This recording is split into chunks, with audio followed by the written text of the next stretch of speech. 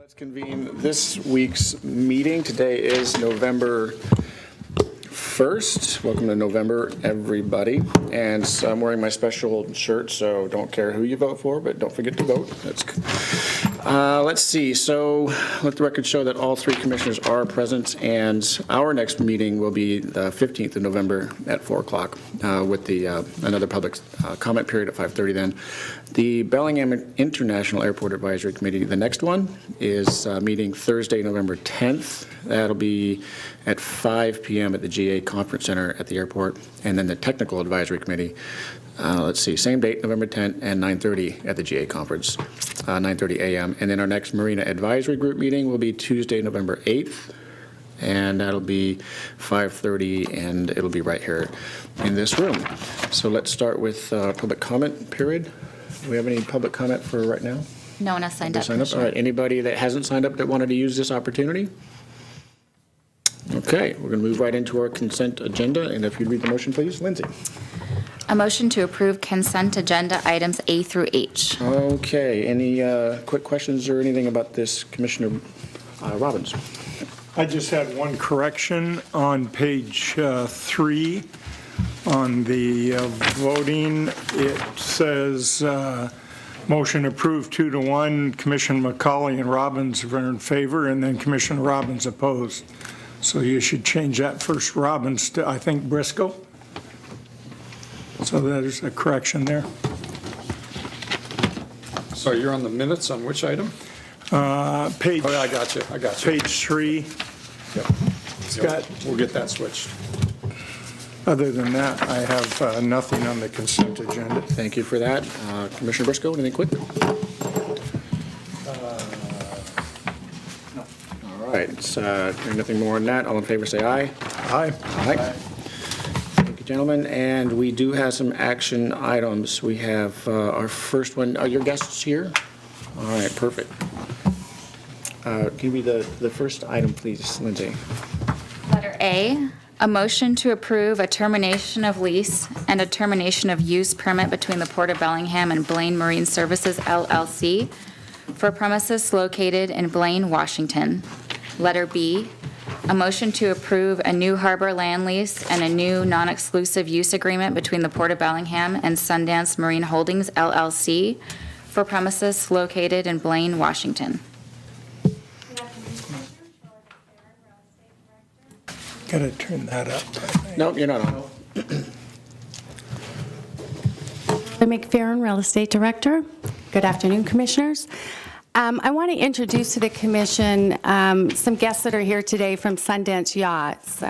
Sundance Yachts is out of Portland, and they are, with your approval today, looking at acquiring the Blaine Marine Services leasehold in Blaine. And you are going to hear from both of those principals today.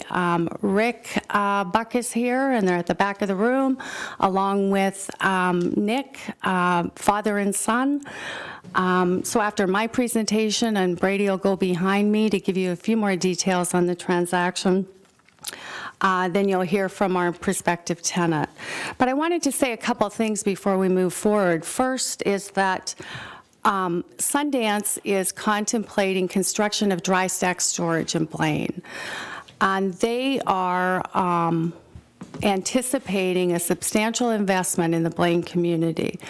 They estimate their investment to be upwards of $9 million. That's what they have told me today. And that is contingent upon the City of Blaine's approval for dry stack storage, and also our final approval of the design and the concept that would go on the property. The use provision of the lease is very restrictive to marine trades uses only. We have given them a long-term lease. We are proposing a long-term lease, a 50-year lease with 30 years of renewals for a total term of 80 years. An issue that was raised today was that okay, what happens if Sundance does not get approval to build this dry stack storage? Should they have an 80-year lease? And I think we all agree that they ought not to have an 80-year lease if they're not going to make that investment. So I spoke with Rick Buck today, and he said, that sounds fair. So what I'm going to ask the commission to do is to amend the motion and put a provision in the lease that states that if they don't build the dry stack storage within the first 5 years, and it's a correction to my earlier discussion with you of 2 years, they have asked for 5 years because of the permit process. So if they do not commence construction of dry stack storage within 5 years, then the lease would automatically convert to a 25-year term. So that would be the revision we're asking you for. So I'm going to ask Brady to come up here and show you a few slides and talk a little bit about the details, and then you'll hear from our prospective tenant, and then I will come up and answer any questions and clarify anything that you would like us to do. So thank you for bearing with me on this. I am bobbing and weaving a little bit, but I think we'll get there. Thank you. So I Thank just you, put Shirley. the proposed adjustment up there so everyone could see that. The adjustment here would also include the second sentence, within 24 months. It should say within 60 months. Is that correct? No. That is correct. That's what they have asked for in the last 5 minutes. Given the timing of permits, development, contingencies on the city of Bellingham, they felt that they needed more than 24 months. They're asking for 60 months. City of Blaine. Yes. Okay. Let's go back to PC. Oh, thank you. Good afternoon. My name is Brady Scott. I'm a real estate representative here with LaPorte, and I'm just going to pull up some slides for you.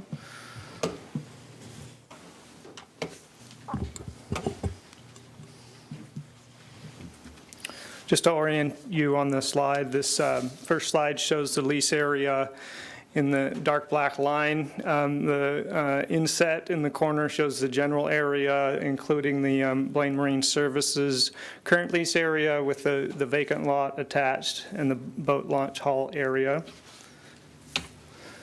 This slide shows the current zoning with an approved plan for the height structure and some proposed revisions to that. And I'll jump back to this first slide and orient you to some of the details of the lease and the termination agreements. The termination with Blaine Marine Services provides for that account to be paid in full, including some past finance charges that they've been making on a payment plan. It provides for payment of $16,500 to the port to resolve some relatively minor environmental contamination issues on the site, and releases future claims by the port and Blaine Marine. There's also a termination of the use permit. There's a use permit provided to Blaine Marine Services, but for the boat launch hall area for their use of commercial trailer for launching and hauling vessels. Turning to Sundance, the new harbor land lease, as indicated, is a 50-year term plus 3 10-year renewal options. The rent is, for the initial 5 years, is based on a fair market value with a 9% rate of return. The rent for the second 5-year term is based upon a consumer price index adjustment. And then thereafter, every 5 years, the rent would be renegotiated. The lease premises, as I said, alluded to earlier, includes not only the current Blaine Marine leasehold area, it also includes the adjacent lot shown there in the inset. Sundance agrees to develop that vacant lot by fencing that area and hardening the surface in accordance with our wetland delineation we've done with the City of Blaine. The lease contemplates Sundance Marine building this dry stack vessel storage, as Shirley mentioned. subject to review and approval by the port and subject to obtaining all permits, including approval from the City of Blaine. And Sundance also agrees to refresh the exterior of that building every 20 years. In addition to the harbor land lease, the motion includes a proposal to issue a non-exclusive use agreement. That's to allow Sundance to use the boat launch for vessel haul out and launch by commercial trailers. It includes various restrictions on use of the site to protect the public use at the boat launch. And that term is for a 1-year period with automatic renewals for annual terms unless either party terminates. And I wanted to go to that second slide again. As a part of the approval with Blaine, there needs to be a process to increase the height restrictions for the building in order to develop a taller building appropriate for dry stack storage. And you can see, just to orient you here, let's see, we're talking about this area. Actually, it comes down here. The first area I circled has currently various height restrictions, and oh, there's my annotation. And so that we're going to the City of Blaine to see if those could be amended. And then I wanted to just, my last slide, let's see if I can get rid of these annotations. Clear down there. This last slide shows various pictures from Sundance. In the top left are current facilities that they operate, showing the dry stack facilities and some of the exterior of their existing buildings. On the bottom left are concepts of what they're looking at building on site in Blaine. And with that, I would like to turn it back over to Cheryl. Brady, I have a question before you do that. You mentioned the 16,000 environmental issues. There were $16,000. Who's paying the 16? That's Blaine Marine Services to the port to resolve the. And who's responsible for environmental issues? Is it the new tenant? The port would take that on and doing the cleanup. There's some minor environmental that Blaine Marine Services did, and so that wouldn't be passed on to the new tenant. Okay, thank you. Okay, and then I would just like to introduce Rick Buck to the commission and ask him to come up and say a few words.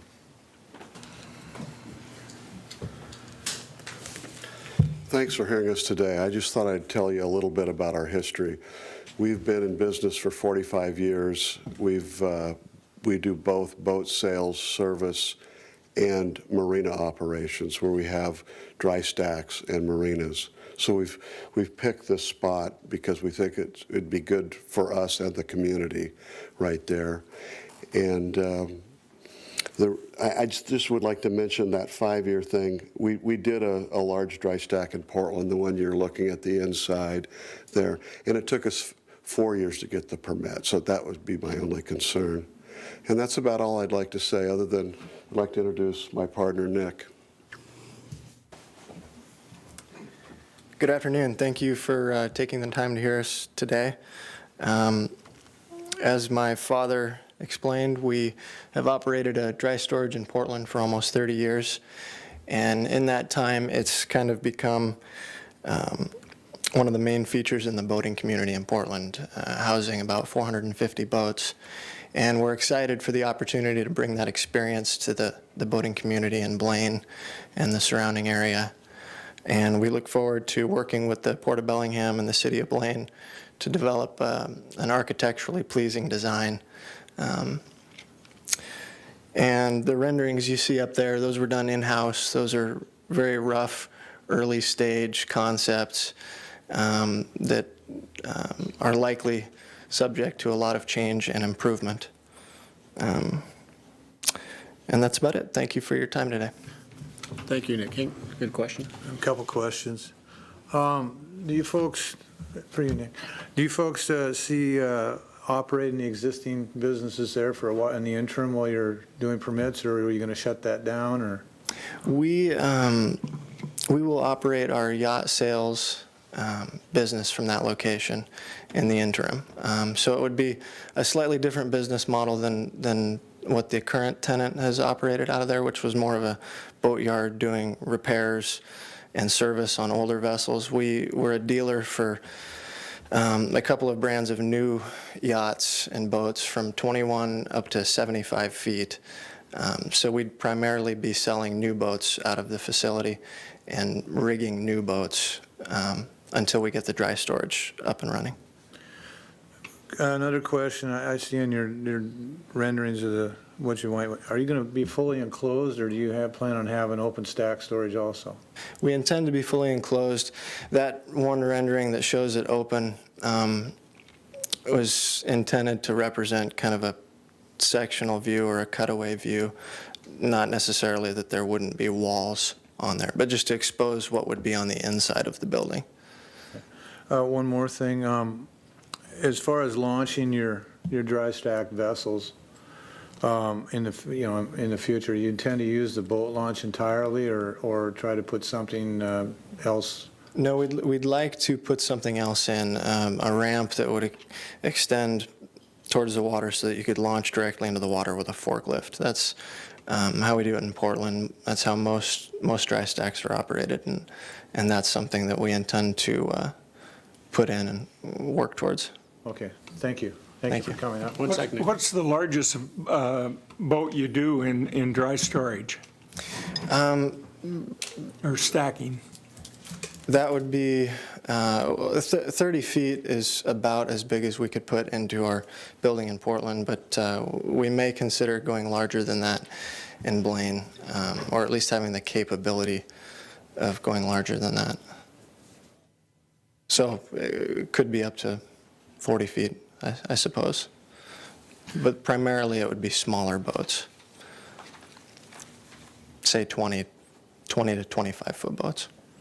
I would personally like to thank both you and your father/partner because this will probably seem like a pretty dramatic change to the people in Blaine, given the size of the structure. But the port's interest here is helping the economy, especially in Blaine. So when projects like this come up, they're looked at very carefully, and I'm sure you've had a lot of long conversations with the real estate staff here to make sure that it's all a good fit. So this is a marine trades oriented business. It's a marine trades lands, and it's a really nice investment.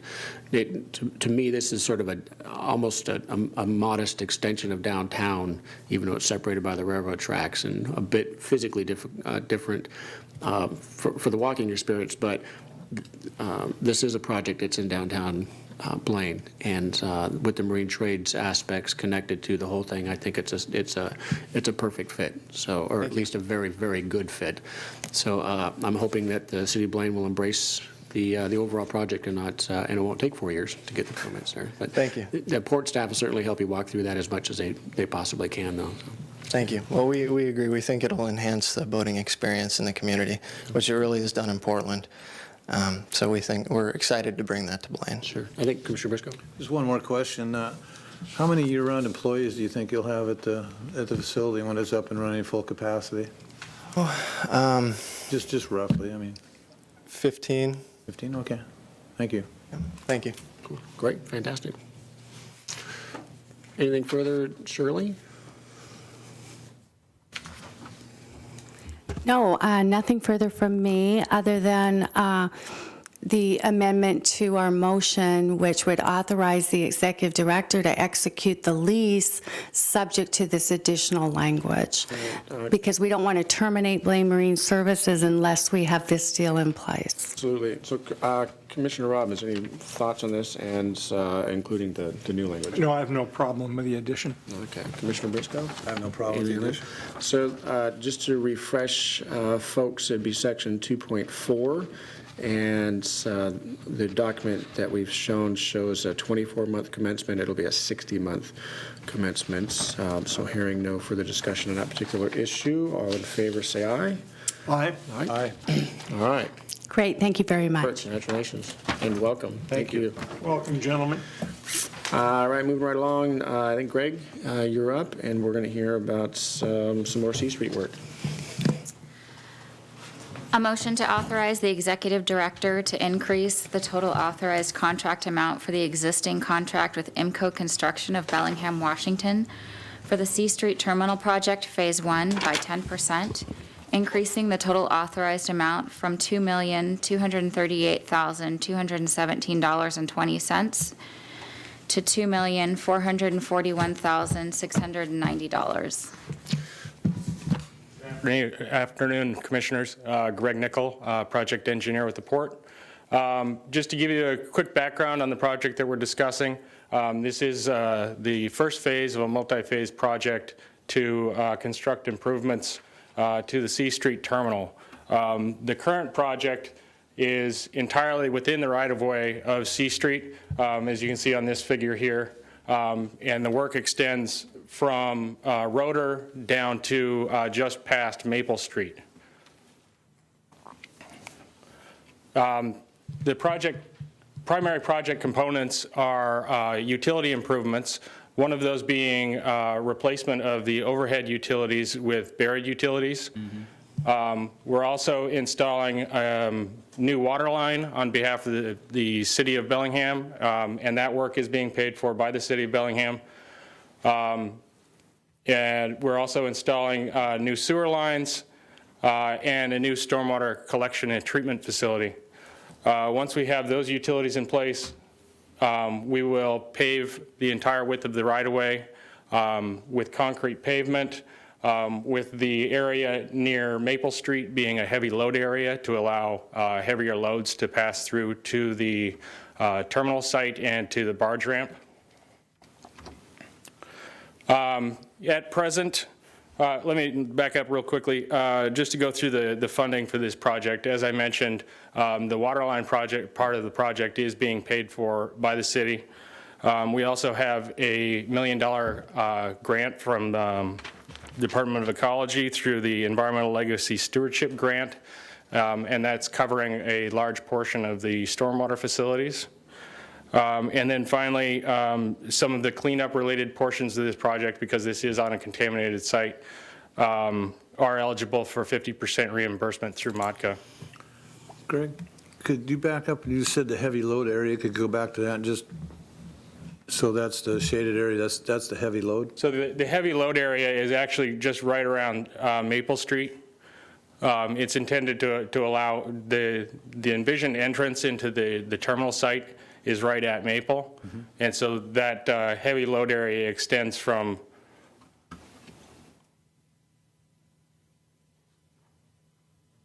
still learning how to use this thing.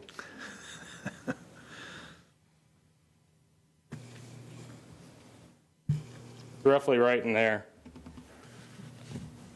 I have another slide that shows it a little more clearly. So is that just because that's where they're turning to go in? What about coming down C Street? We don't need anything up there? That was the determination during design, which was kind of before my time, so I can't speak entirely to that. Okay. Yeah, similar question, Greg. At the terminal's edge, lifting very large objects onto and off a vessel where they're constructed or deconstructed on the shore, I could see something very heavy there, but why incorporate the cost of a quote heavy load area in a street that it's got a maximum amount per wheel anyway? So how does a heavy load area? My understanding is the intent is to allow you to get from the north side to the south side with a heavier load. Okay. Okay. That's the intent of that area. Okay. That makes sense. So, by extension, then, we may need, I saw Adam almost grab that mic there, we may need improvements, I guess, to the northwest on Maple Street as well, sometime in the future, if we're hauling, because that portion of the street that's being reconstructed can certainly carry much more weight than the upper side of Maple Street there. Potentially, yeah. I mean, that's something that would be encompassed in future phases of the project. Okay. I think that there's, my understanding is there's at least 2 phases of this project envisioned, potentially a third, depending on how things are phased. So yes, you're correct that that's potentially a need if that area ultimately is concrete paved. Okay. Just to give you a quick update as to where we're at, we're presently about 50% completed with construction, with the work to date being primarily with regard to utility work. I've highlighted the areas that we have not completed yet. The best part is that we've gotten through kind of the danger zone because we've gotten the 4 very deep stormwater vaults in, and those were a little dicey just because of the proximity to an existing combined sewer overflow that's about 100 years old that runs down the middle of that street. It's 96 inches in diameter, and we were installing the excavations were about 14 feet deep. And so to be through with that is kind of a relief and makes it a little easier to sleep at night. And then we've installed about 2/3 of the water line, about half of the sewer line, and about 3/4 of the electrical improvements. And when I say the electrical improvements, I mean the conduit and the vaults. None of the cabling has been pulled at this point. And those electrical improvements include power as well as communications.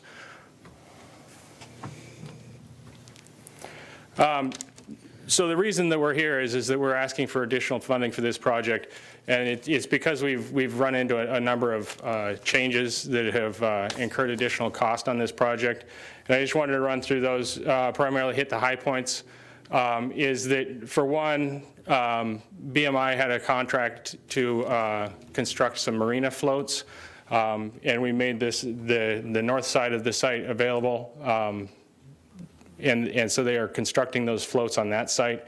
And so it resulted in us needing to provide some access for their concrete trucks, their pump trucks, as well as all of their employees.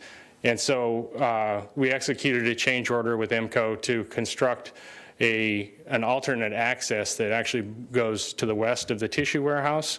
That existing road was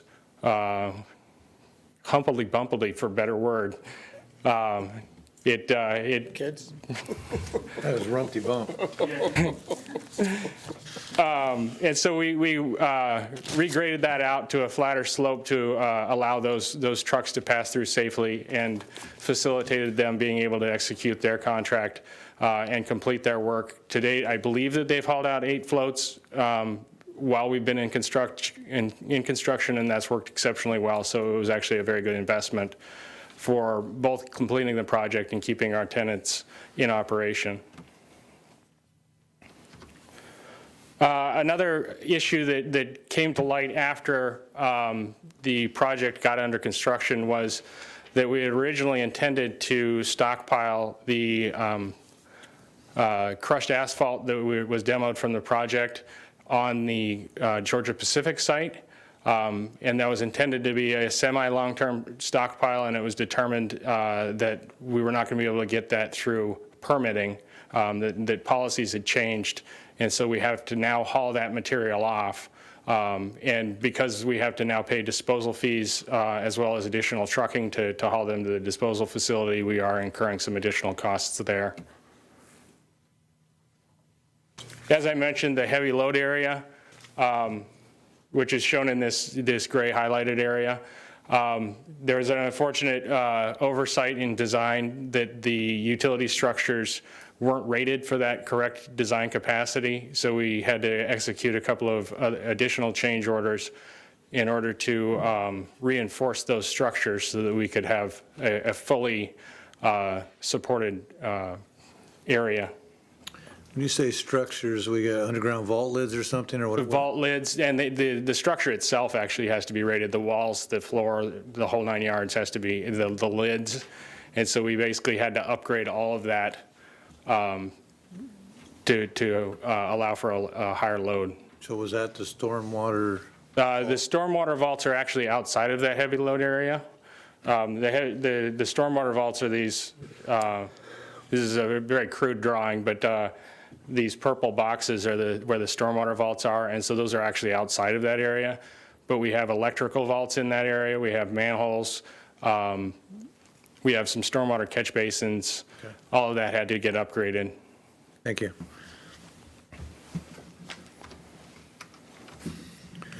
And then the thing that's kind of the outlying issue here and a major reason for requesting additional funding is that when this project was originally designed, we took a look at the environmental information available, and this heavy black line with the hatching inside of it is the areas of known near-surface contamination.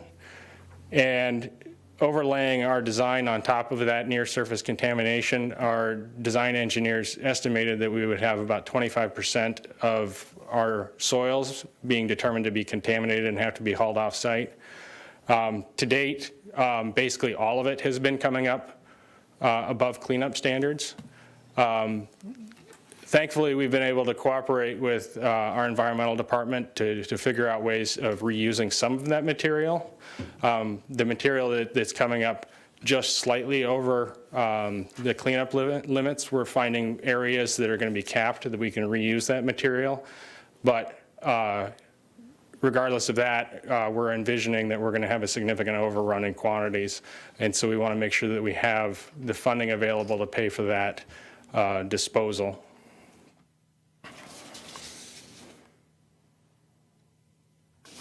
And then finally, as I'm sure you're aware, C Street has been developed for probably 100 years. And in 100 years, people put all kinds of things in the ground and don't map them. And so we've encountered numerous utilities that are located and unlocated. And so anytime you run into an unlocated utility that you have to move, that's additional cost. And so we've been dealing with that as well. Not to mention building foundations and various other gems. Anything they use for landfill. Yeah. It's a treasure hunt. So Viking ship down there? No Viking ships? just the very tip of it, it was too deep to dig it up. Right where it sank. Ultimately, to date, we are not actually over budget yet, but we're projecting that we will be. About a week ago when we saw where we were headed with these change orders, I sat down with the contractor and the design engineer to take a look forward to see where we were headed. And it all pointed to a significant overrun of our current contingency, and that's why I'm here today asking for some additional contingency. It's not to address overruns that have already occurred, it's to address overruns that we're projecting to occur. And as I said, those are in large part due to the possibility of contaminated soils overrunning. That kind of thing changes on a regular basis, and so we're hoping that we're not going to use the entire amount that we're requesting. But that being said, we don't want to delay the contract because we ran out of money. This request then is for over and above the contingency? Over and above their current contingency, correct. Thank you. So that's kind of the long and short of it. If you guys have any questions, I'd be happy to address those. What's the estimated date that you'll be finished? The current estimated date for completion is mid-December. I believe it's December 19th is the current date. And when did you start? I believe that the notice proceed was issued in early September. So you'll do the whole thing in 5 months? Yes. Okay, that's good. Commissioner Briscoe? I'm good, thank you.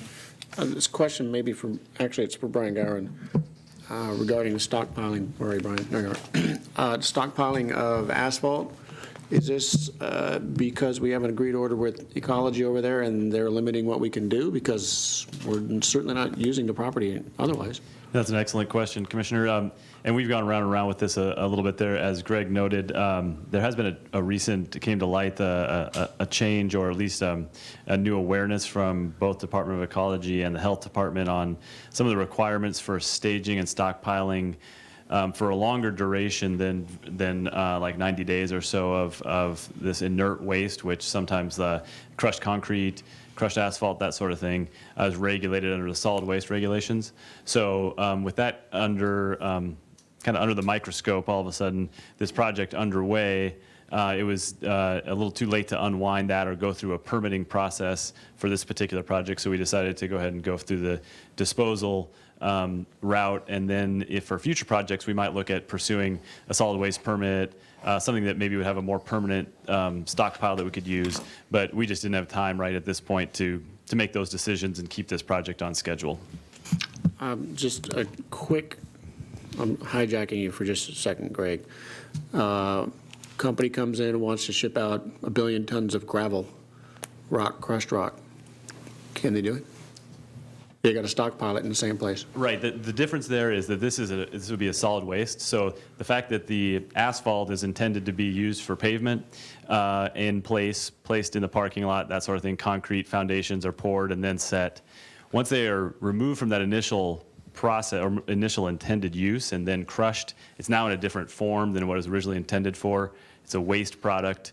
Doesn't mean you can't use it. It's just that we were in the situation that we didn't have the process in place for this project. Versus the analogy you used, where there was a crushed product that was made with the intent of being shipped and then used as sub-base, that kind of thing. So it was really an interpretation on what the material itself is. All right, so some of the local builders have mega tons of extra asphalt. They want to ship it out of the shipping terminal. Can they bring that asphalt, which will then be reused somewhere else, park it down there, load it onto a barge or a ship, or do we need a special permit for that? See, in that scenario, I mean, this is a great discussion. Before I overcommit on exactly what we can and can't do, these are always on a case-by-case basis, of course. But in that scenario, and we did run into this in a similar situation where ecology and the health department does encourage the reuse and recycling of materials. It's really just that process of getting it identified and blessed. So Cowden Concrete, for example, does that often, where they use recycled concrete aggregate in their process and in their projects. It's got a WashDOT specification, and it's a percentage of recycled concrete that's put into that product and then sold that way. So in those scenarios, it's kind of gone through the definition of how you would use it, how it was spec'd out, and then blessed as a product. So in this analogy that you used here, that might be the case, or it might be a case-by-case permitting where we have a known project where we've lined out how it's going to be used, where it's going, and what the final placement of that material is. So this long answer is it's a case-by-case scenario in that version. Thanks, Brian. Anything further, Greg? That's it? No. Okay, Commissioner Briscoe? Good? All right, $160,000 extra, you're pretty confident about that? Looks like 200, isn't it? Where am I missing? 200. We requested an additional 10%, which equates to about $203,000. And based on our current projections, we believe that is sufficiently conservative. So why, the other paragraph says an additional 160 in possible change orders. Why the difference between 160 and 203? So we projected that, based on our projections, we currently have an anticipated $160,000 in change orders coming down the pike. We've requested the additional money because of the high potential for unknowns. Okay. Primarily with regard to the contaminated soils, but just because that's one of those. Got it. Makes Excellent. sense. Thank you. Hearing no further discussion, all in favor say aye. Aye. Aye. Aye. Thank you, Greg. Thank you. Let's see, we're going to move on to rental revenue standards. Terry Elahi's up, and Lindsay, if you would, please. A motion to approve adopting a revision to the Port of Bellingham's rental revenue standards for 2016 to include criteria for tenant-requested rental relief. Thank you, Lindsay. Good afternoon, Commissioners. Terry Elahi, Real Estate Representative. Every year, the Port of Bellingham has its rental revenue standards, which are updated based on the market conditions. The 2016 standards were approved by the Commission on January 5th of this year. The proposed revisions to the 2016 standards include criteria for a tenant to request temporary rent relief and a reduction in rent for not-for-profit organizations. The rental relief will be based upon a tenant's application, which would include reasons for the requested relief, a tenant's standing with the port, their past financial capability, and how the relief would impact the long and short-term viability of the business. The staff would review the tenant's application, including their financials, and provide the Commission a recommendation. The recommendation would not exceed 2/3 of the rent for a total of 2 years, which will be paid back within 5 years, including interest and carrying costs. The second part of this revision includes a reduction in rent for not-for-profit organizations, and that would not exceed 10% of the lowest published rental revenue standards rate for a particular facility. We certainly recommend approval of these revisions, and I'd be happy to answer any questions you may have. Commissioner Robin? Just a quick note, if I can, to the commission. Sorry, but yeah, this is for revising the 2016 revenue standards. We will be coming to you in 2 months to do the 2017 standards. If you adopt this, we would obviously just incorporate that into the 2017 standards. Thank you, Rob.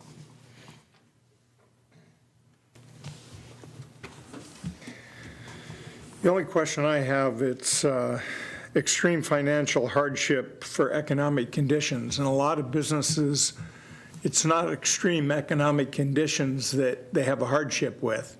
Lots of times it's inexperience and they learn that and they're in trouble and they want some relief to get through it. So does it have to be only economic conditions that created the hardship, or can it be other reasons? It could be other reasons as well, yes. Those were thrown in there. These are basically criteria or guidelines, and then it depends on the full package. We would review the application and everything else, their financials and their past history in the business and the future capabilities. And the review committee would consist of the executive director, the financial director, and director of real estate. Okay, thank you. Go ahead. Yes, please. Just give me the eye. Relief, this is just deferred payments. The way I read this is if a business is in trouble, they come to us and want help in reducing their rate. All we're doing is putting the payments off until a later date to be piled on top of their other payments that they have to make to us. If they're in, let's say, a 5-year lease at X amount of money, and the economy that's put them in that position will sustain at a later point their original lease payment, but it will not sustain however much we took off of their lease payment prior to that, which would be put on top according to this for over 5 years. So I don't feel we're providing relief. We're just deferring things until later. What happens if the later that we're deferring to, they can't, they can meet the original lease that they're tied into, those payments, say 2 years down the road. But now we're talking about the last 2 years' payments on top of that. So I see us compiling things here, not really, we're just prolonging is what I see, and that concerns me. I'm not saying it's not right or wrong, but it does concern me. I believe the intent of this is to provide some relief or some deferral then for viable businesses that will bounce back up. Now, if the business will not, I mean, that's certainly up to the Commission's discretion if they would want to lower rates, but that wouldn't be part of this. That would be on a case-by-case basis. Okay. And just, there's a great example of this, and that's with the Fairhaven Shipyard in Puglia, and this was done in 2009 where we deferred rent for them, and they're now paying that, and they're on time with their catch-up payments. So they did have theirs kind of stacked back on top, and we all had exactly the concerns you did, that, okay, what's going to happen? They couldn't make it the minimum level, and now we're stacking them in the future, but they were able to generate enough business that they're current with that. So I think it will have to be on a case-by-case where we look at someone and say, well, they're just not going to be able to handle that in the future. And the case-by-case comes to the commission for... Correct, absolutely. Okay. Thank you. A question on the not-for-profit, and I don't really know, let me ask a question first, and then I'll explain kind of where I'm coming at. The 10%, can you explain that shall not exceed 10% of the facility's lowest published rate? Does that mean, can you explain what that means? What does that mean? We have in our rental revenue standards different rates for different facilities. Harbour Mall would have one rate, the Bellwether would have a different rate, and it's a range of rates. We have a high and a low. And based upon the delegation of powers, we can administer some of those leases internally, administratively. So this would be at 10% of the lowest published rate. That would be the maximum. Let's say, by way of example, the lowest published rate is $10. Mm-hmm. Then does that mean it can be leased for $1? $9. $9, so 10% off. Correct. Okay. That's the reduction. Okay, so now I'm kind of wonky when it comes to this not-for-profit. So this has come up before. We've had some conversation over the last few years about not-for-profits and nonprofits. And the concern I've got is each nonprofit, each not-for-profit coming to the commission requesting these adjustments, or coming to the staff and asking for these adjustments as well. Getting back to the legal standpoint of not just gifting, but what was the last conversation we had about the crane, right? So how far do we go on this? And in the past, I've been reluctant to go too far beyond. For example, I was comfortable giving a better rate to the museum, the Air Museum, because they were at an airport and they had airplanes, and the Maritime Museum because they were on the water and they had boats. So I don't know if I'm entirely comfortable giving a better rate to just all nonprofits, regardless of what their line of business is. I'm very comfortable with this targeting to the nonprofits that have a relationship to what the port's business, typical lines of business are, however. And I'm not going to die on my sword over this, but if Dan and I think it's a Bobby would like good to weigh point, in. but I don't think we're saying we've got to give 10% to everyone who comes forward. We're saying give up to 10% based on the circumstances of the value to the community that not-for-profit is providing. So I think you have the discretion of saying zero. No, you're going to pay market rates, or you have the discretion of saying you're going to pay 10% less. And that's where I got kind of hung up on the quote value to the community part of it. With the conversation that I was presenting before, which is it's air related. It's at the airport. It's water related. It's on the waterfront. Those are pretty specific, and it takes it sort of out of our hands of having that discussion. I don't know. Are you having any? Well, issues with that? I think it's covered. First of all, these are standards or guidelines for the staff to go by. Down here under I, it says the port may, in its sole discretion, adjust or discontinue the program. So the port can still adjust it. If that wasn't there, I would agree with you, but it is there. So. You good with that?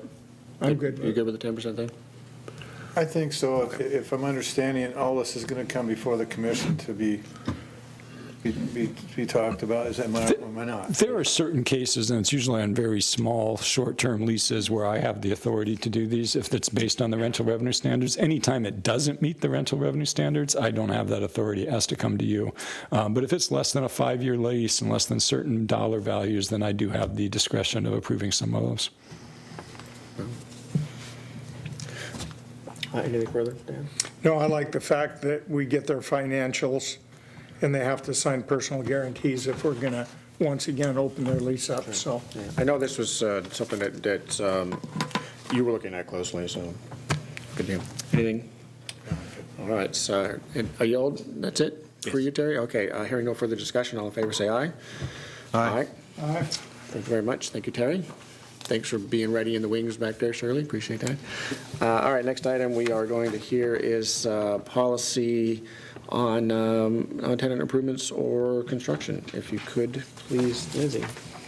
Approval of a motion to adopt a policy regarding construction of tenant improvement building. All right. Thank you. Terry? The Port currently does not have a formal policy related to construction of tenant improvements, historically we've always done those on a case-by-case basis.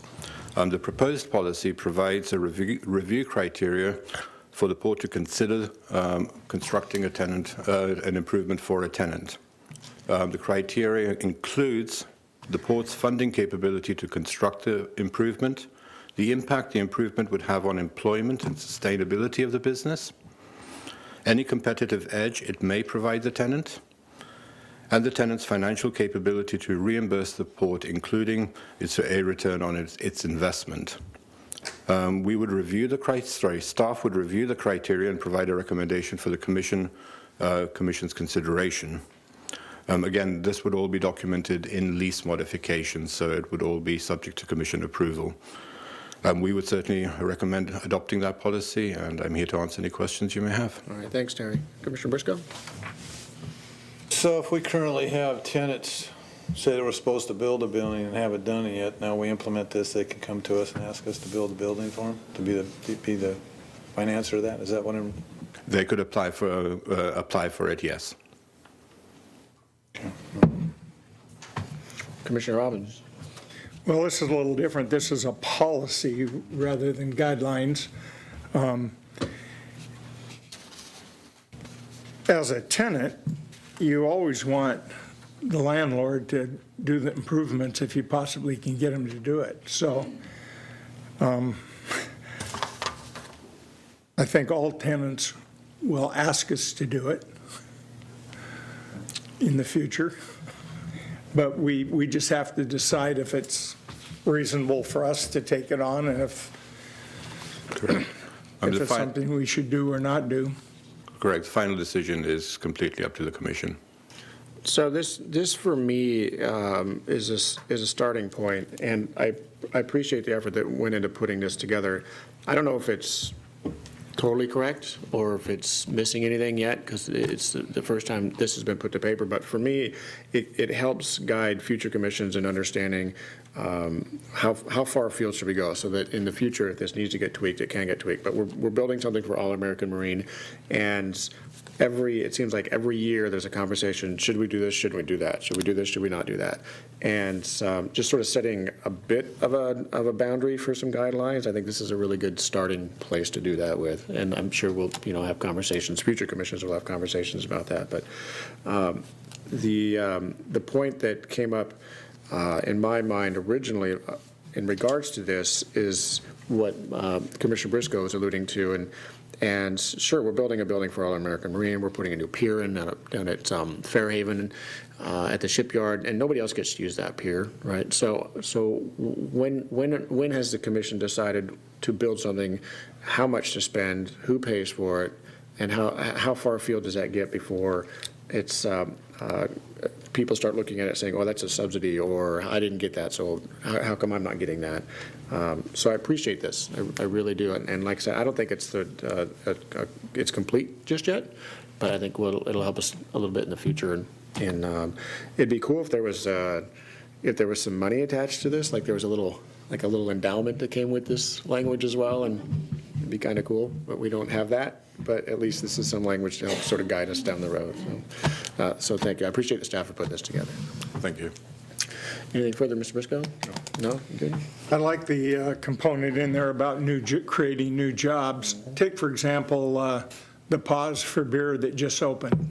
He put a lot of tenant improvements in there that is a new business and a new concept. I'm not sure I would want to take the taxpayers' responsibility to do those tenant improvements for that particular tenant. So as I look at this policy, you're right, it's a start, but there's going to be some questions down the road on who we do it for and who we don't do it for. Yeah.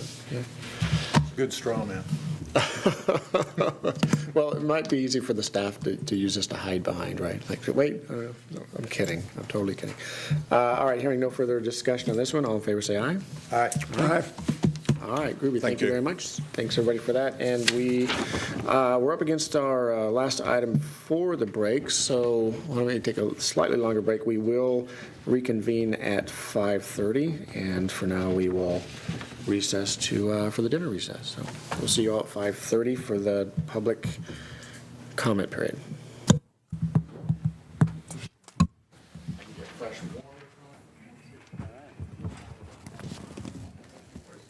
So get that AO going. All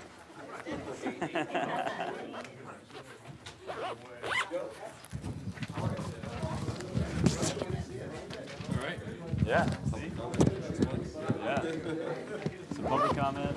I've got a conference call tomorrow with public involvement guy. Brad. Yeah, good. Yeah. We're gonna lay all that out.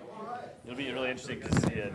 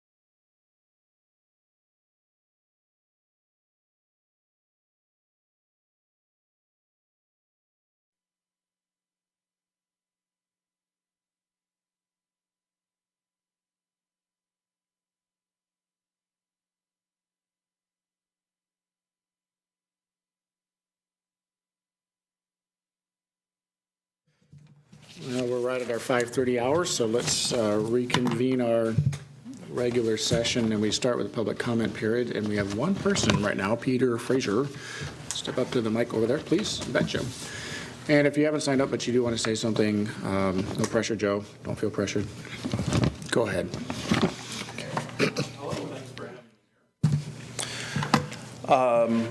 My name is Peter Fraser, and I am a citizen of Bellingham since birth, and I have several vacation rentals.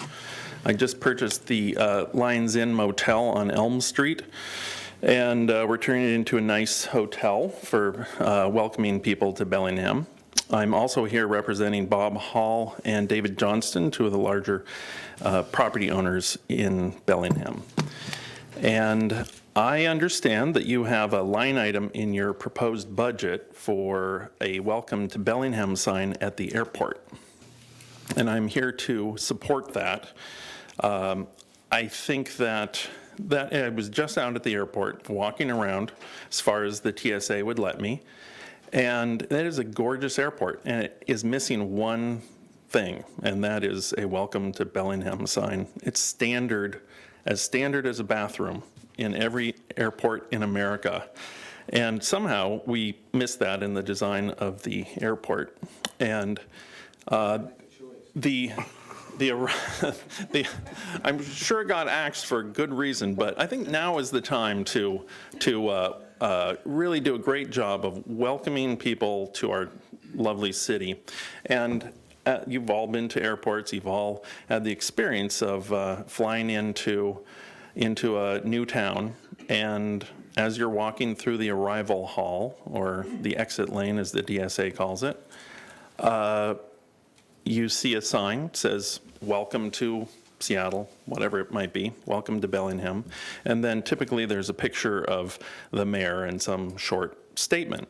And I think that we're missing an opportunity here, and I'm delighted that it's in the budget. I thank you for having it there, and I would like to see it stay in the budget, and would love to see a beautiful sign made by a Bellingham sign maker to welcome our friends and relations from all over the country flying into Bellingham. So that's my comment. Thank you very much. Thank you, Peter. That's all that signed up. Anybody else? It's only two. Anybody else? Or three, actually. Nobody hiding back there. All right, so we will move on to our regularly scheduled agenda item, which is a public hearing on our strategic budget. So we are going to recess our public meeting. We are going to reconvene our session on public hearing. It's a continuation of last 2 weeks ago, our public hearing on our strategic budget. And Samara's going to do a little hello. I have your name attached to this as introducing. What do you have? Tamara Slabjack, Director of Finance. Good evening, Commissioners. Before we get into the public hearing, I have just a couple of follow-up items from our last meeting. One is the banked capacity. There was some conversation and maybe some confusion, so I'm going to try my best to simply explain what it is and kind of how it works. And second, to discuss next year's tax levy. Commission asked for a couple of scenarios in order to make a decision, so we'll talk about that, and then I'll ask you to open it up for the public hearing. Sounds great. Thank you.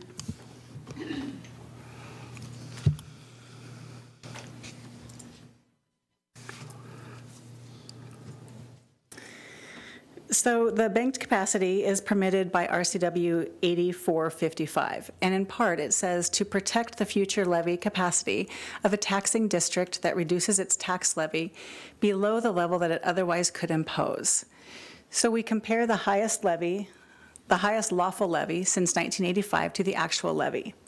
If the port did not impose the highest levy, it begins to bank that capacity. So this is not a savings account, but a tool to reset the tax base for the current year. So for example, if we had a banked capacity in 2014 of $2 million, and then we recalculated it in 2015 and it was $2.5 million, it's not the 4.5, it's the recalculated amount of 2.5. It's reset every year. So just a visual of how that works. You take the highest lawful levy in the prior year. So luckily, the county keeps track of all of this for us, and we don't have to do it. So in 2016, when we were setting the taxes for this current year, our highest lawful levy in the prior year was $9.446 million. Then we could have added 1% to that. We could have asked to levy tax on the new construction, and that would have allowed us a highest levy for this year of $9.646 million. We didn't do that. We levied $6.993 million, and that left us a banked capacity of over $2.5 million. So what does that mean for next year?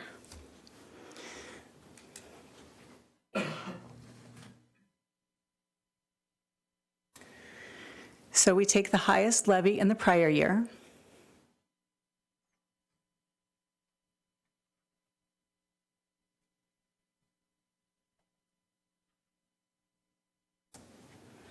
and that's our starting base. Then we can add 1% to that. We can add a levy on the new construction. And what we are allowed to levy without a vote of the people is $9.893 million in 2017. So I'm not suggesting we do this or recommending it. I just want to make sure that the commission understands the concept of the banked capacity and what we have available to us. Are there any questions on that one? Thank you.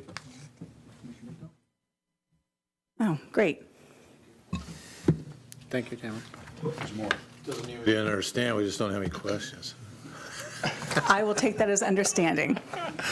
Silence is consent. Gotta be honest, right? So looking at the 2017 tax levy, we do need direction today from the commission. In 2 weeks, we'll ask the commission to sign resolutions adopting the budget, setting the tax levy, and maintaining that banked capacity. Last meeting, the commission asked for a couple of scenarios. What are the possibilities? And they're endless, but we put together just a couple for consideration.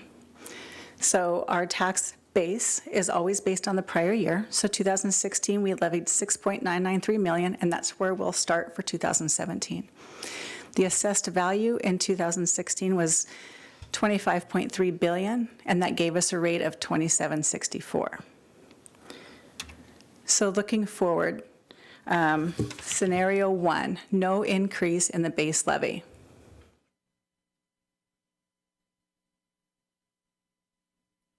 So you start with the 6.993. We don't increase that by any percentage. If we add a levy on the new construction, we'll end up with a tax levy of $7.143 million in 17. We'll assume that assessed value goes up 3%. This is kind of an educated guess. It went up about 2.5% in 2014, 4.5% in 15. So I think this is a pretty light conservative guess. If that's true, then we'll have a calculated rate of 27.41, which is below the 2016 rate. Scenario 2, we can impose a 1% increase in the base levy without a vote of the people. So again, we start with the 2016 base. We add the 1%, add levy on new construction, and end up with $7.231 million. Divide that by the assumed assessed value, and we come out with a rate of $27.68, slightly higher than 2016.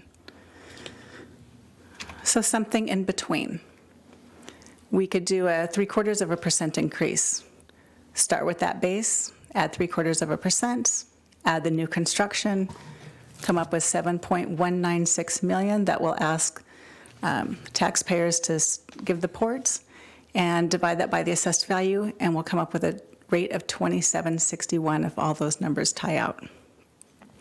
So what we're asking today from the commission is what you'd like the 2017 tax levy to be for next year.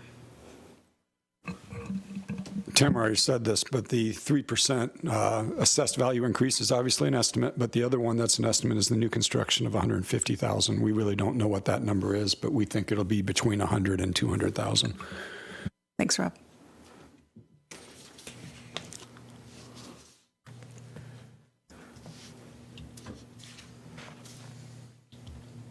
That it? That's all you got right now? Yep, so we need to put a resolution, we need to put a resolution together for your signature at our next meeting. So we do need to have numbers for that resolution. Okay, great. Let's go ahead and open this to public comment, I think, at this point. Okay. If we can, and then we will have a little conversation. All right, anybody here for that, gentlemen? Nobody for that, all right, so. Anybody. We will close the public comment period and open it to discussion of this commission. So feel free to jump in, Commissioner Roberts, Commissioner Briscoe. Do you want it back up? Yeah. Thank you. Ponder on that some more. Yeah. That's well done, by the way. Thank you.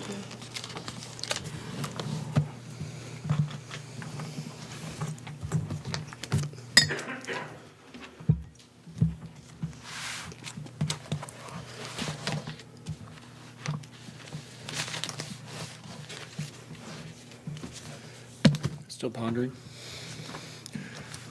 Ponder away. I'm going to, while you're pondering, I'll bring up some points. So clearly, when we look at the budget, we've got some work to do, which basically is us telling you folks what to do, and I want you to know that I appreciate that. So when I say we, I understand who's actually doing. So shipping terminal revenue, we're not showing any increases in shipping terminal revenue in our budget right now, unless I'm not seeing that. Is that correct? So we're assuming no new revenue at the shipping terminal? I believe that's correct. Okay. That is. Correct, there's, thank you. There is some money in the, I'm not sure that's on. It's not. It's on. There is some money in there for rentals of the upland warehouses. Mm-hmm. And we are hopeful that we'll be bringing a piece of new business for you shortly, but that's not baked into the numbers. That's not in there now. Okay. So we, the effort put out marketing the terminal next year, should it bear fruit, no pun intended, then we can obviously see the numbers up at the shipping terminal. Okay, fantastic. Blaine Harbor, thinking more along the lines of down in the industrial area, are there any ideas about what we can do to improve revenues there? Because I know some seafood companies want to go and that sort of thing. What's the conversation we're having internally right now about that? I think generally we don't put any speculative revenue in our budget, but I think we will see a change up there. Is that on? Turn it off.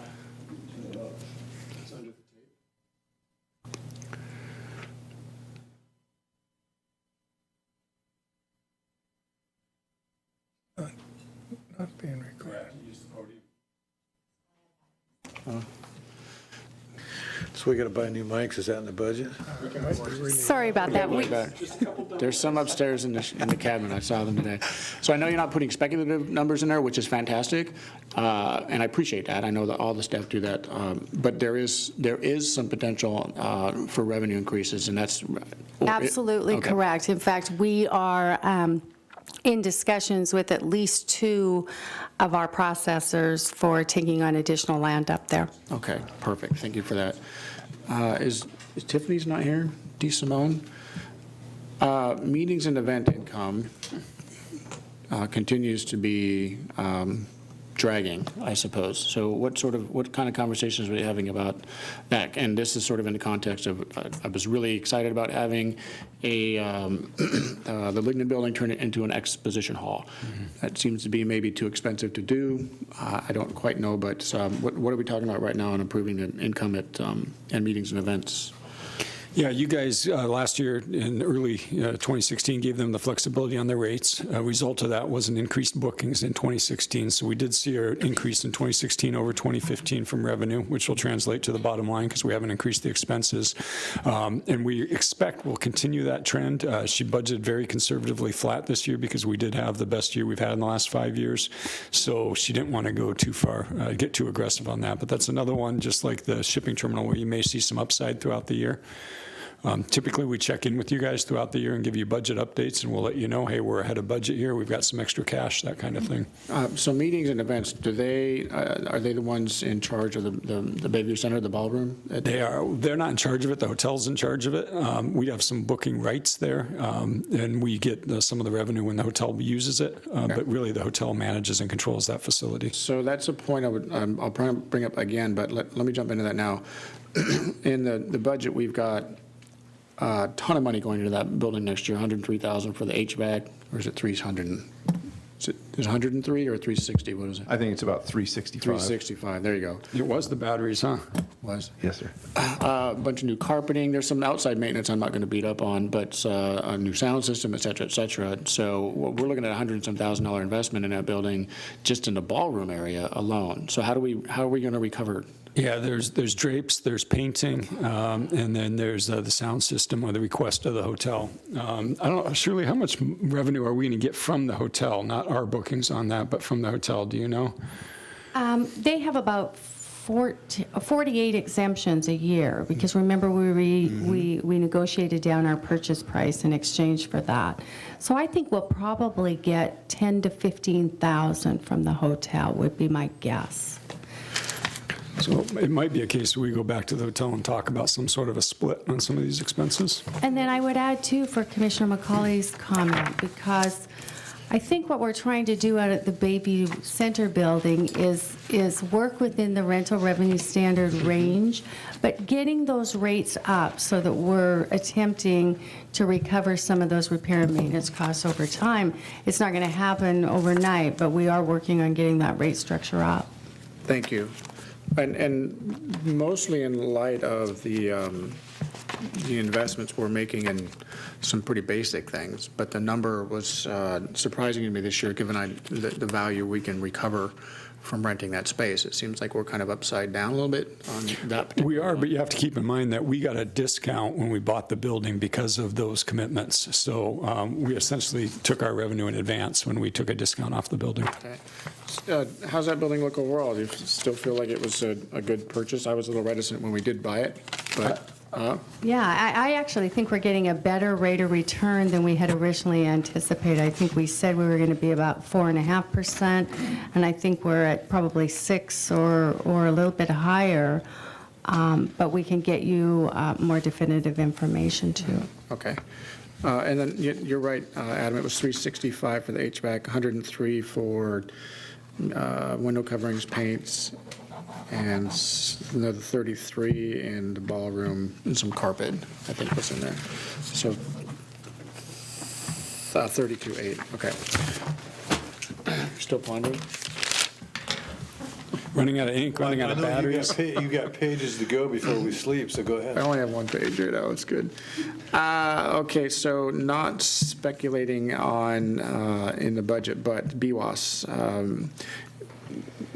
Harcourt was here a few weeks ago. They seem to be amped up about moving forward. Can we expect any land sales at BWAS to Harcourt next year? We put them in 18 to be conservative, just because we weren't sure the granary opens next year. They've got to get permits, and we weren't sure if we'd get that sale in 17. If it does occur in 17, it'll probably be the fourth quarter, but to be safe, we put it into 18. Okay. And is that the only, right now, is that the only entity we're looking at, or the only area that we're looking at selling is in the 18 acres to Harcourt? Yes, sir. Okay, so nothing else in there. In the 2016 budget, we had $1.5 million, I think, for the Lignan building upgrades, but we're just moving that to 17? Is that the goal? Yes, sir. So how come we're moving it to 17? We didn't take care of it this year. Is that my fault? I think we're moving forward in 2016. Adam has it underway. The question remains is the ultimate use of the property. I think we can lease the property very quickly if we put that $1.5 million in. Okay. And given the numbers, which I think were conservative, we should be able to recover that relatively easily. The 1.5? 1.5. Oh, absolutely. Okay. Yeah, within the first 7 years at 30, 35 cents a square foot. Fantastic. Let's see. So here's one that's been a concern of mine for some time. So I'm currently the commission's representative on the Council of Governments, and we have $22,000 that we pay to the Council of Governments to be a member of that organization. And I've been the commission's representative for at least 3 of the 6 years I've been here, and I have yet to see where the port is getting any value for being a part of that organization. And it's great to have a seat at the table, but were you our representative last year? Or was it Jorgensen? I think Jorgie I think it was Jorgensen. A typical meeting, I sit there and I just say yes to a whole bunch of transportation projects that came out of one of the 6 cities or from the county, or the 7 cities or the county. $22,000 is a lot of money. So I would like to take a look at that and that particular budget item and see, does the port need to be a part of the Council of Governments the way it's currently configured? Because I'm finding it, this year I was a little excited because there was the director was interested in having non-transportation capital items in their ask in Olympia. Nobody else in the organization was, none of the members were interested in moving down that road, so except for the Port of Bellingham. So again, it's going to stay transferred on or focused on transportation-related issues that the Port of Bellingham hasn't really been able to be a part of, and gets back to that. Well, we're spending $22,000, and that's not like where I think we have a $30,000 budget item for the lobbyist in D.C., but we only pay them if they do anything. This $22,000 is it's even if we get no value, we still have to spend the $22,000, all of it. That's right. Yeah. Okay. So I definitely want to take a look at that and see if we can justify continuing to be a part of the of that organization, because I don't know that they're getting any value from our participation other than the financial contribution. $22,000 worth of value. Well, that's other than the financial contribution. I would agree with your comments. I'd Commissioners- question that value. Yeah. So what I will do is I'll do a quick little paper to get to you on a summary. I'm not sure it's optional that we're in that organization if they can levy that assessment again. I don't know how that works. So let me look into that, get back to you with some options, and I'd ask that you keep it in the budget. We don't have to spend it. Yeah. And I won't pay the bill until you guys bless it.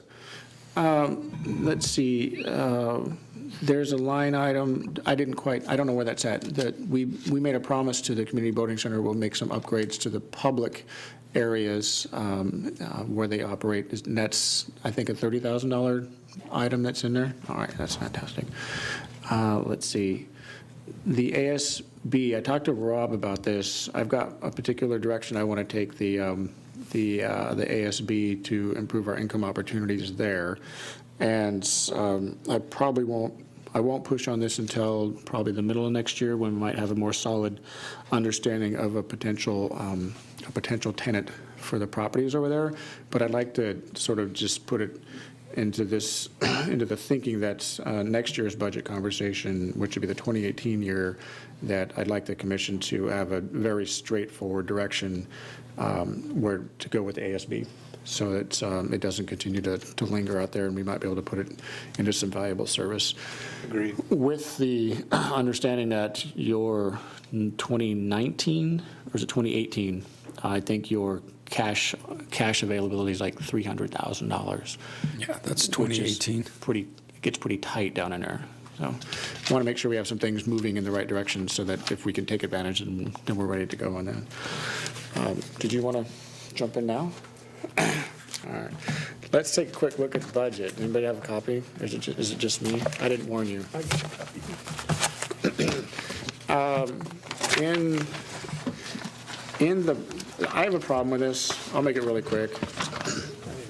Our mission statement, to fulfill the essential transportation and economic development needs of the region, we don't really fulfill the essential transportation needs of the region. I would like to at some point revisit our mission statement so it's clear to people. Commissioner McCall, you may be the only one with a printed copy. Commissioner Robbins, are you looking at last year's or this year's? 17 or 16? You've got your book, so I'm assuming it's 16. 16. Yeah. Okay, just to... You don't necessarily have to follow along. I'll bring these up and we'll figure out why I don't have one. That's okay. Well, we sent it out electronically, and I think we sent it. Yeah, I asked for a sent paper out copy. I was struggling with the. Yeah, we also sent out the worksheets, the capital budget and the operating budget in hard copy. All right, so we're going to, in our sort of plan of things to do, support business investment throughout Whatcom County. That's awesome. I like the throughout there. It reminds people that we aren't just the port in Bellingham, but the port for the county. And the final sentence there, and I really appreciate this because I've been packing this thing around for 6.5 years, focusing on, I lost my place, clean tech, high-paying clean tech jobs down in the waterfront. I appreciate the addition of that. I don't know, attracting clean, high-tech jobs to Bellingham's waterfront. I don't know who put that in there, but thank you. I have a particular bent towards that, so that's awesome. The tax rates, definitely want to get back to that in just a moment with my compatriots here. I'll bring that up later. Something for Mr. Robbins.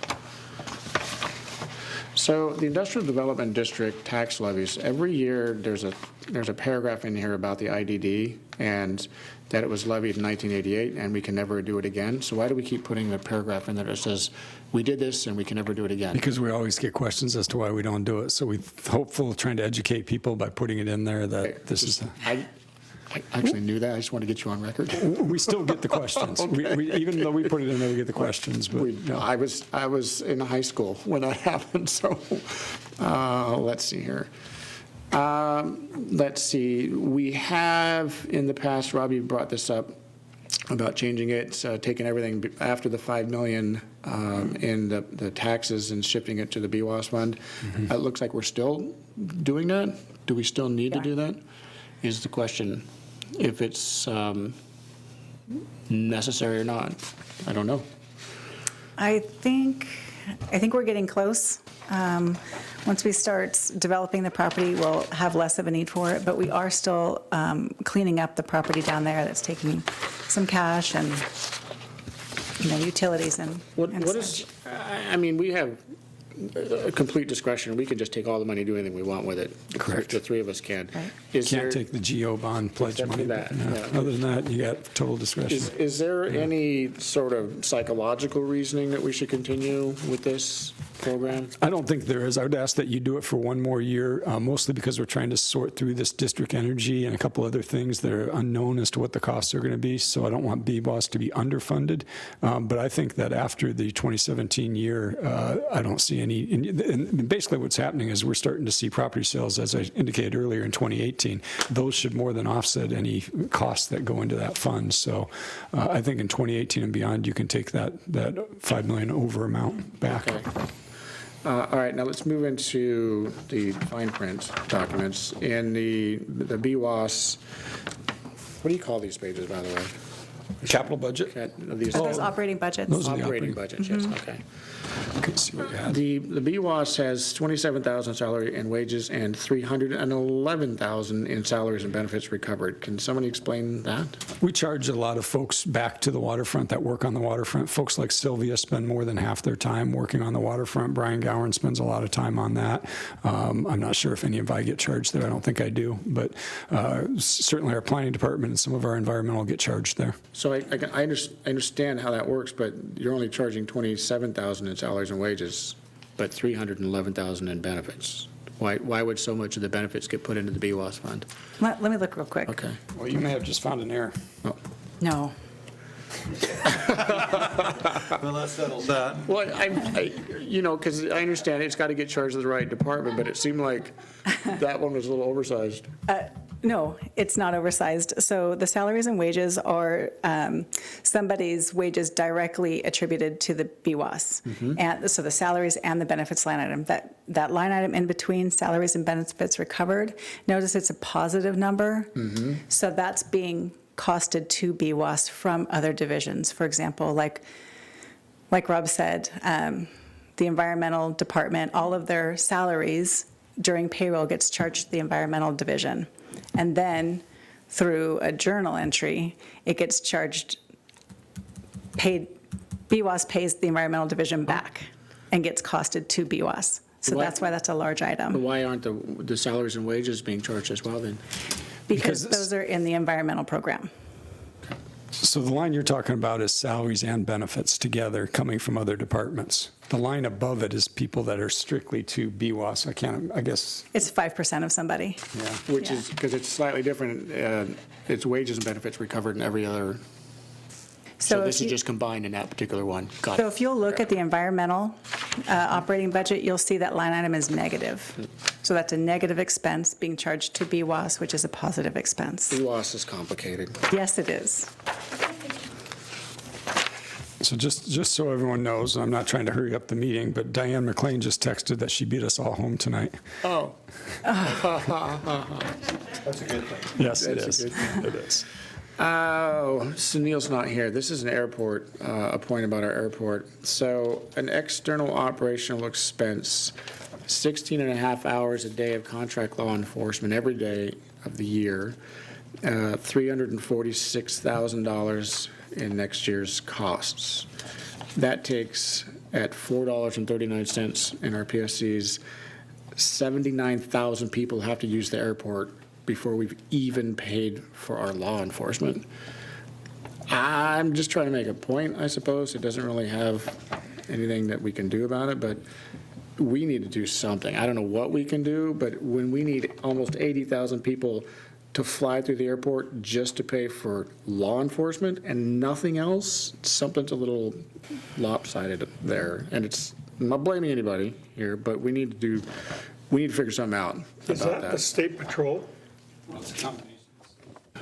It's a combination of state patrol and sheriff's office, yeah. I'd never done that math before. So Congress, if you're listening, because I know you watch this. Well, 430, 80,000 people. I mean, some airports don't even see that kind of traffic, and that just covers our law enforcement costs. And Sunil's got a lot of very expensive things he wants to do out there. The welcome sign. The welcome sign. I haven't even asked you for that. Let's see, marine terminals. What is man-hour service? I don't know if I've seen it before, if I just hadn't quite noticed it before.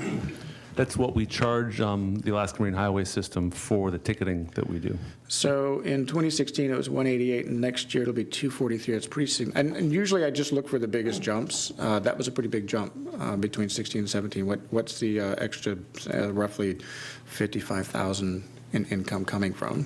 The difference there was that in 2016, when we did the budget, they did not schedule the Cross Gulf service. That's the second vessel. Okay. It's back in service, and so those numbers jump pretty significantly. And are you assured they're going to keep it all year? Or whatever you expect, anyway? As far as we know, they're going to keep the Cross Gulf, which is great news for us. Super cool, great. So Commissioner, just, when you pointed out the budget of 188, we expect 2016 to end at 227. Oh, so not a big jump? No, Okay. not from actuals, but from budget because of what Mr. Stahl spoke to. Okay, super. Let's see.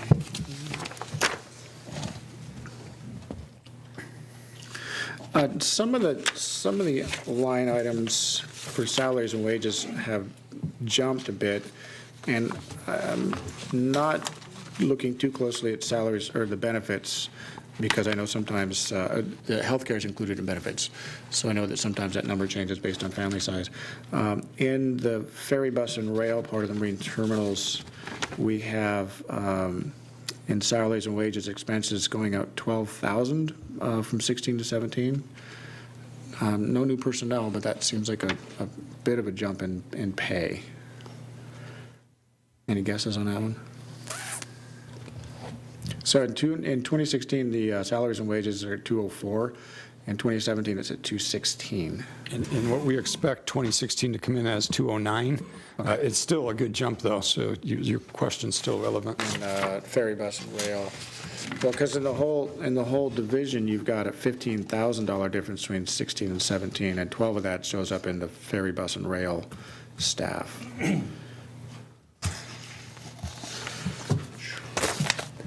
Commissioner, that's all on a union contract, so I know that there was some adjustments there. There may be some overtime that's built in as well for the Cross Gulf. Okay. It comes to 3.5%, which I believe is a contractual increase. It's about the same, okay. That sounds right. Roughly, yeah. That's close, okay. Major capital projects in Blaine, and improvement to the gravel parking area. I think we had a conversation about not doing that recently. That's a $100,000 line item. Well, the transaction we just did with Sundance now passes that obligation onto them. Okay. So that would be a $100,000 savings. So we can take that out of the budget. You just saved us 100,000, Commissioner. I'd like to reallocate that, so put that pin on the board over here, please. Did you get that, Tamara? I don't know what line item it is. It's just capital improvements, a gravel lot up in Blaine. Okay. All right, so in the public access division, which is in community connections, there's a line item, small tools and equipment, of roughly $11,000 a year. That seems like a lot of money for tools. Who's got that one? Is that yours, Adam? Yeah, that is, open space falls under that, so a lot of our parks and landscaping is open space, so 11,000 would be the portion of the tools like mowers and such that we spend in equipment for those things. Yeah, yeah, it just seems like the number's big. Is this, so are you using a new software for these numbers? I'm sorry, your question, am I using new software? You have new software for a lot of the projections you're using for how much to spend where, right? Sure. We're doing it the same way we've done it in the past. So we've been spending $11,000 in tools there every year? Yes. Yeah, that's accurate. Buy a lawnmower later? Well, that's in a separate budget item now. Small tools and equipment. I just bought a new tool the other day, first time in 5 years. Just so you know, when I grew up, I'm stalling for time to tell you a little story. My grandfather worked at a mine, a coal mine, and they had what they called a, quote, cost of living adjustment, which basically meant they took the tools home that they wanted, and the company paid for it. What are you suggesting, Commissioner? I buy all my own tools, so I know how much this stuff costs and how much it costs to do these things and how long these tools should last. So maybe a little reminder to all the staff that are at home watching this right now, make your tools last, please, because $11,000 a year for one department on small tools is a lot. In the commission expenses, we still have a line item for Jim Jorgensen. We should probably take that out. There's no money in it, but just a little heads up for. Where was that at? In the commission expenses. Oh, okay. Yep, we'll get that. Oh. We'll change that name. Okay, now I'm going to get to, let's move on to this one. Adam, question for you. The I&J float, $710,000. Do they have exclusive use of that float? The All-American Marine, or is that? They have non-exclusive use of that. Okay. Thank you for that. Was that, another question. Was that part of the overall expenses that we okayed for that project? Was that included in the, was that a separate No, it's item? in addition to. That's in addition to. And we would charge rent for that facility? 3.5%. Yeah. Okay. To All-American Marine, but because they have non-exclusive use, we could potentially charge rent to others that would need to use that. Yes, that's correct. Yes. Okay, so I'm getting a little more nitpicky this year than usual. Asset replacement schedule. At BLI, we have a 2011 Ford F-150 four-wheel drive vehicle that needs to be replaced. We have $40,000 in there for that. Whose is that? Is that Sunil's? Is that yours? Is that yours, Adam? I hate to say no when Sunil's not here, but I really want to say no. I don't Those vehicles are on a scheduled replacement, but they aren't necessarily replaced as they're scheduled. We'll put them on there and then evaluate it during the year, and if we can get more life, we do. We don't necessarily replace it. Okay, and that sort of brings up another point that I was thinking of my drive down here in my 19-year-old van. If we don't replace it, and that money, where's that money go? Because it seems like it should be building up every year, right? We don't separate it out that way. We just, it's just money not spent, and so our beginning cash balance is just a little bit bigger than we anticipate. Not that much, all right. There is an ARF security PC in here for $4,000. What is that? I don't specifically know what that computer is. So he's on the asset replacement schedule now? Yeah. So again, we just have a schedule for different equipment that when it comes up to, in a case like that, it's probably a 5-year life, and once it's over, we replace it. A piece of equipment like that, we're probably not going to delay replacing because it's critical to the airport. Well, you've got, further down, you've got another 8,000 for security network computer, another 14,000, another 8,000, another, oh, is that broken down that way? That, it looks like it's in there twice. Why is it in there? We have a lot Those are of different computers. That's a weird When you don't replace it, does it just get pushed forward to the next year? That's correct. Yeah. We, like my PC, oftentimes IT will say, hey, Rob, you're up, and I don't need a new one this year, I'll go a year. When you're talking about... I'm getting to you. Hang on. We have... when you're talking, before we get me, we need that server to go down. Same with our accounting system, and those critical pieces of equipment we'll replace on schedule. Let's see, we got 2 portable pump outs for $11,000 each. Mr. Stahl, can you address those at all? Those should have a grant reimbursement. There should be a contra account right below it, I believe. Okay, I'm in the asset replacement schedule. It doesn't show it that way, but okay, that's fine. Super. We don't Now, I'm sorry. We don't have a grant contra account on the asset replacement schedules.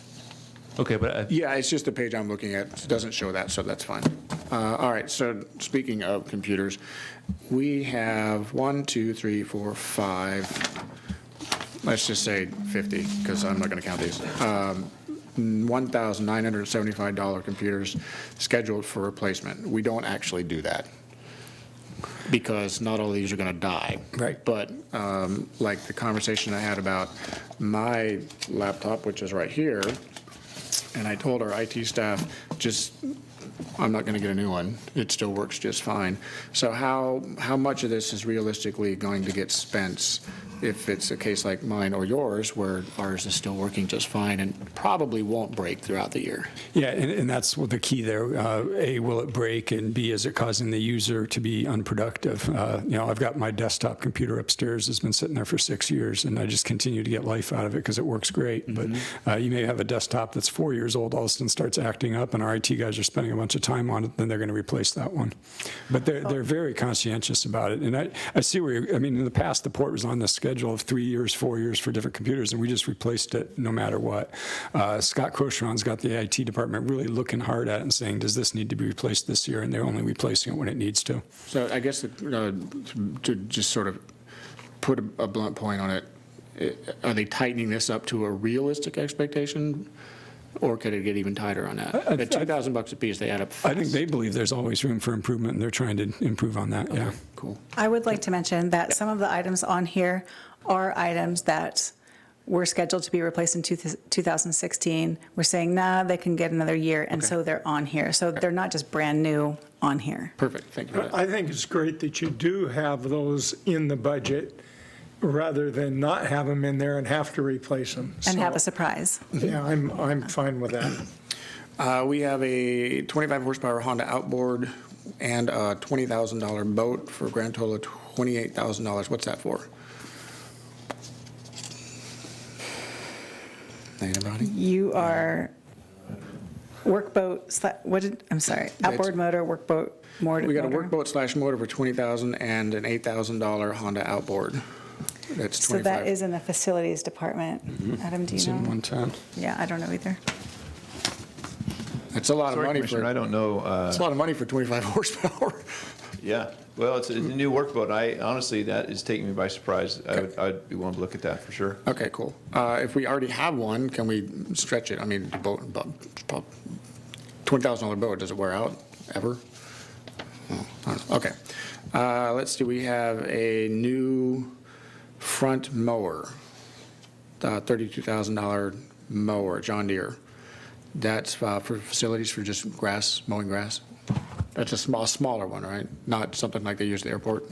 No, I think that it probably is large, $32,000. I'm guessing that's a pretty large mower. That's, but yeah, you're right. I mean, we just have a lot of lawns to mow, frankly, a lot of acreage. There's a 96 Ford, a blue one, that needs to be replaced. That's a $33,000 truck. Can we get another year out of that one? Thank you. Maybe? Just putting it Who out said there. yes, Tamara or Adam? I said maybe, Just putting it out there. Maybe. I'm just saying. That was a definite maybe. All right. maybe. Which maybe gets back to my point about tools. I'm not suggesting anybody was taking tools home, but given the 2018 numbers at the end of the year, I think it would be great to have everybody aware that we need to get super, super tight for a couple of years. And if it's not critical, we need it right now, then get some duct tape and some bubble gum and make it last a little longer. And, okay, that's it for that. Lecture's over. Now to my bigger point, though. We have the tax levy in front of us, and originally I was feeling very comfortable about leaving the rate where it was as opposed to aiming for a dollar amount. What I'd like the commission to think about right now, however, is to get into that third line, or that third section there, the 1% increase in the base levy, which adds $69,936 into the levy, plus the $150 for new construction. You can see that it would take the rate from 0.2764 to 0.2768, so 0.04 of a penny or 0.04 of a penny increase. And the reason I even thought of this was as I was going through the budget this year, I realized there's something that in the past few years has gotten very expensive, and it's a clear and direct path between what the public has an expectation of and what the public is paying for, and that is in our public records division, which I think next year is 155,000-ish in it for the budget.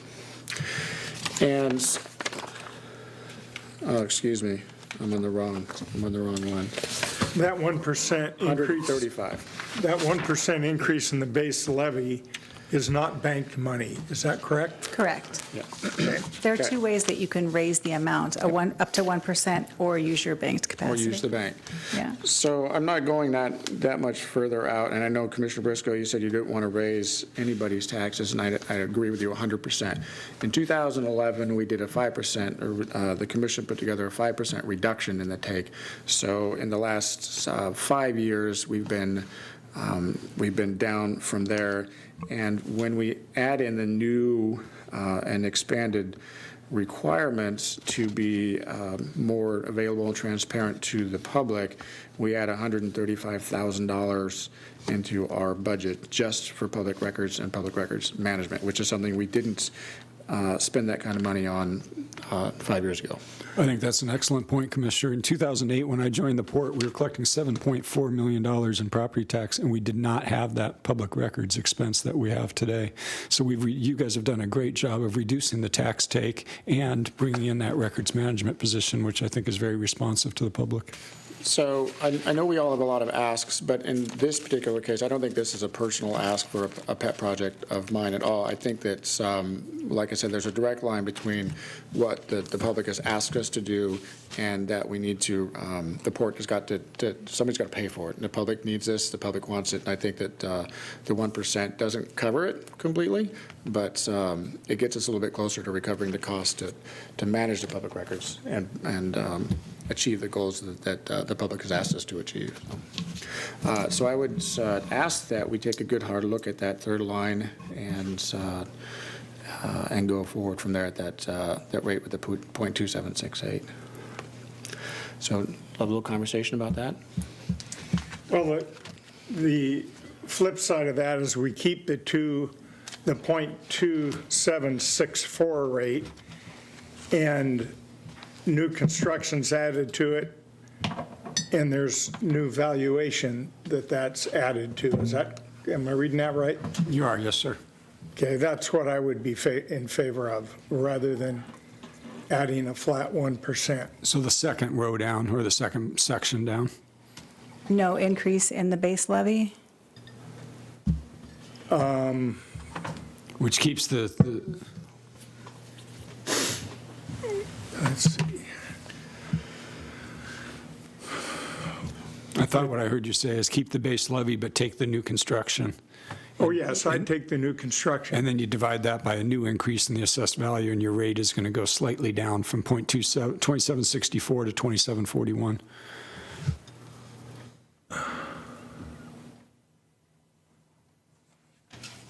And there's obviously other scenarios too. If you guys wanted to play around with this some more, you could take a 1/4%, you could take a 1/2%. Well, You can't go over the 1% unless you get into the bank. yeah, even the 1% doesn't get us a full cost recovery on the expense of the public records management. And I believe that's you're what going I'm to be, aiming at I here. believe your rate will be pretty flat at the 1%. I mean, we're assuming a 3% increase. It could come in slightly higher than that, and then your rate's going to be down. The adverse is true too. It could come in slightly lower, and then your rate's going to be a little on the high side. I personally don't believe it's going to be less than 3, but that's based on us reviewing the last 8 years of history. We think there's been a lot of growth in the assessed value of our county in the last year. Well, if we keep the 2.764 and the value goes up, our levy would go up. We would have more money. Correct. But we don't ask for a rate, we ask for an amount. Correct. We have to ask for a dollar Well, we amount. discussed that at the last meeting, which way we wanted to go, did we Well, not? we have to, I mean, you guys can tell me, go try and figure it out, but I have to ask for, the port has to ask for a levy dollar amount. We can't go say we want 27.64 cents for every 1,000. We have to ask for 6,993 and hope it comes out to 27.64. And then at the end of December, the county sends us a notice stating what the assessed value is that year, and then we'll know what the rate is based on what we asked. We get that like right before Christmas. Yeah.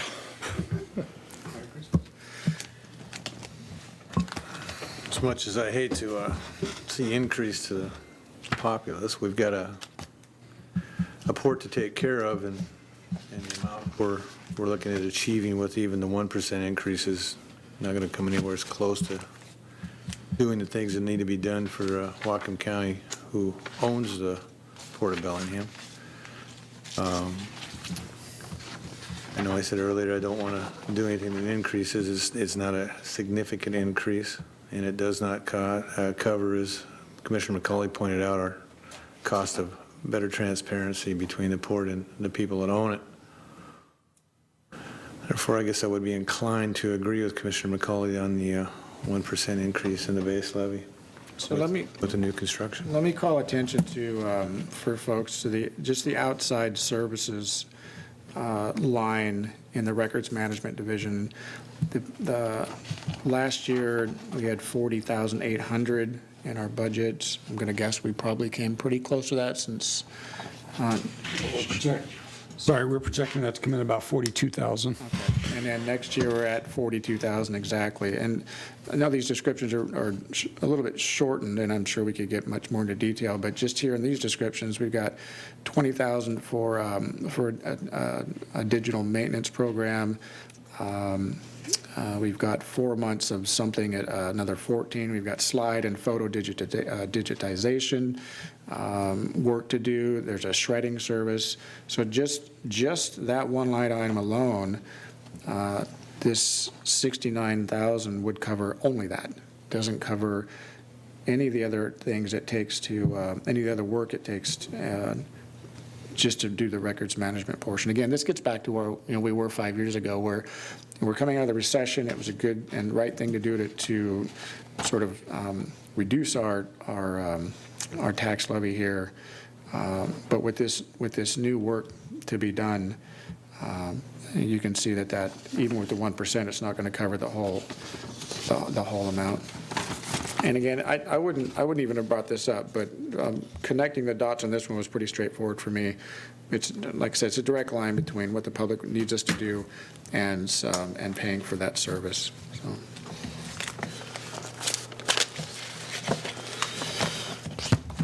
So I'd like to go forward with the direction of where that arrow is pointing, the blue arrow. It sounds like Commissioner Briscoe is tentatively supporting. I appreciate that. Commissioner Robbins?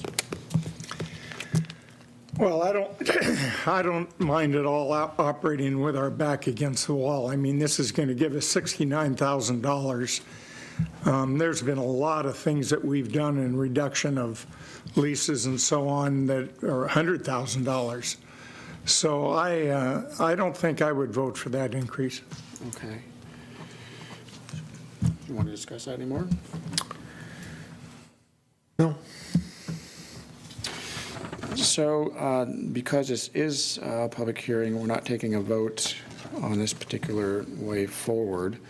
If we'd like to direct staff to move forward on that particular line, the one with the blue arrow, can we name it? What do you want to name it? The blue arrow? The blue arrow. Line? Yeah. 1% increase. There you go. Yeah. Kind of like You know, blue for the arrow. next 10 years, you're going to get a tax proposal that has a blue arrow on it. Blue arrow line, yeah.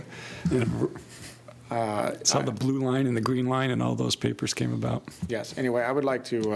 I'd like to direct staff to move forward on that particular proposal and see where that puts us.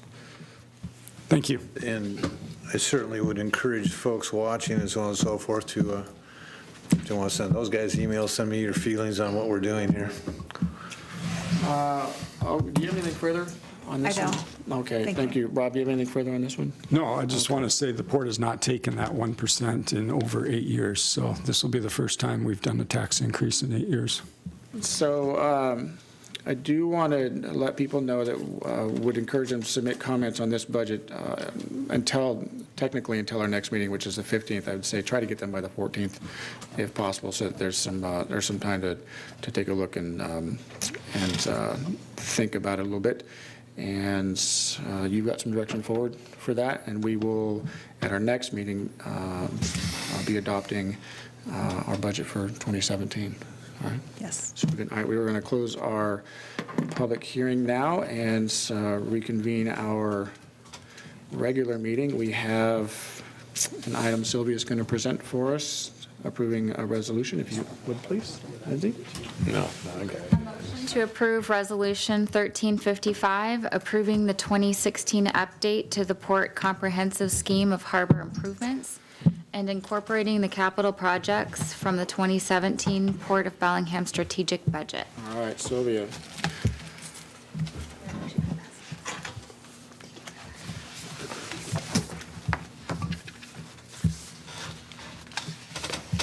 Okay, good evening, Commissioners.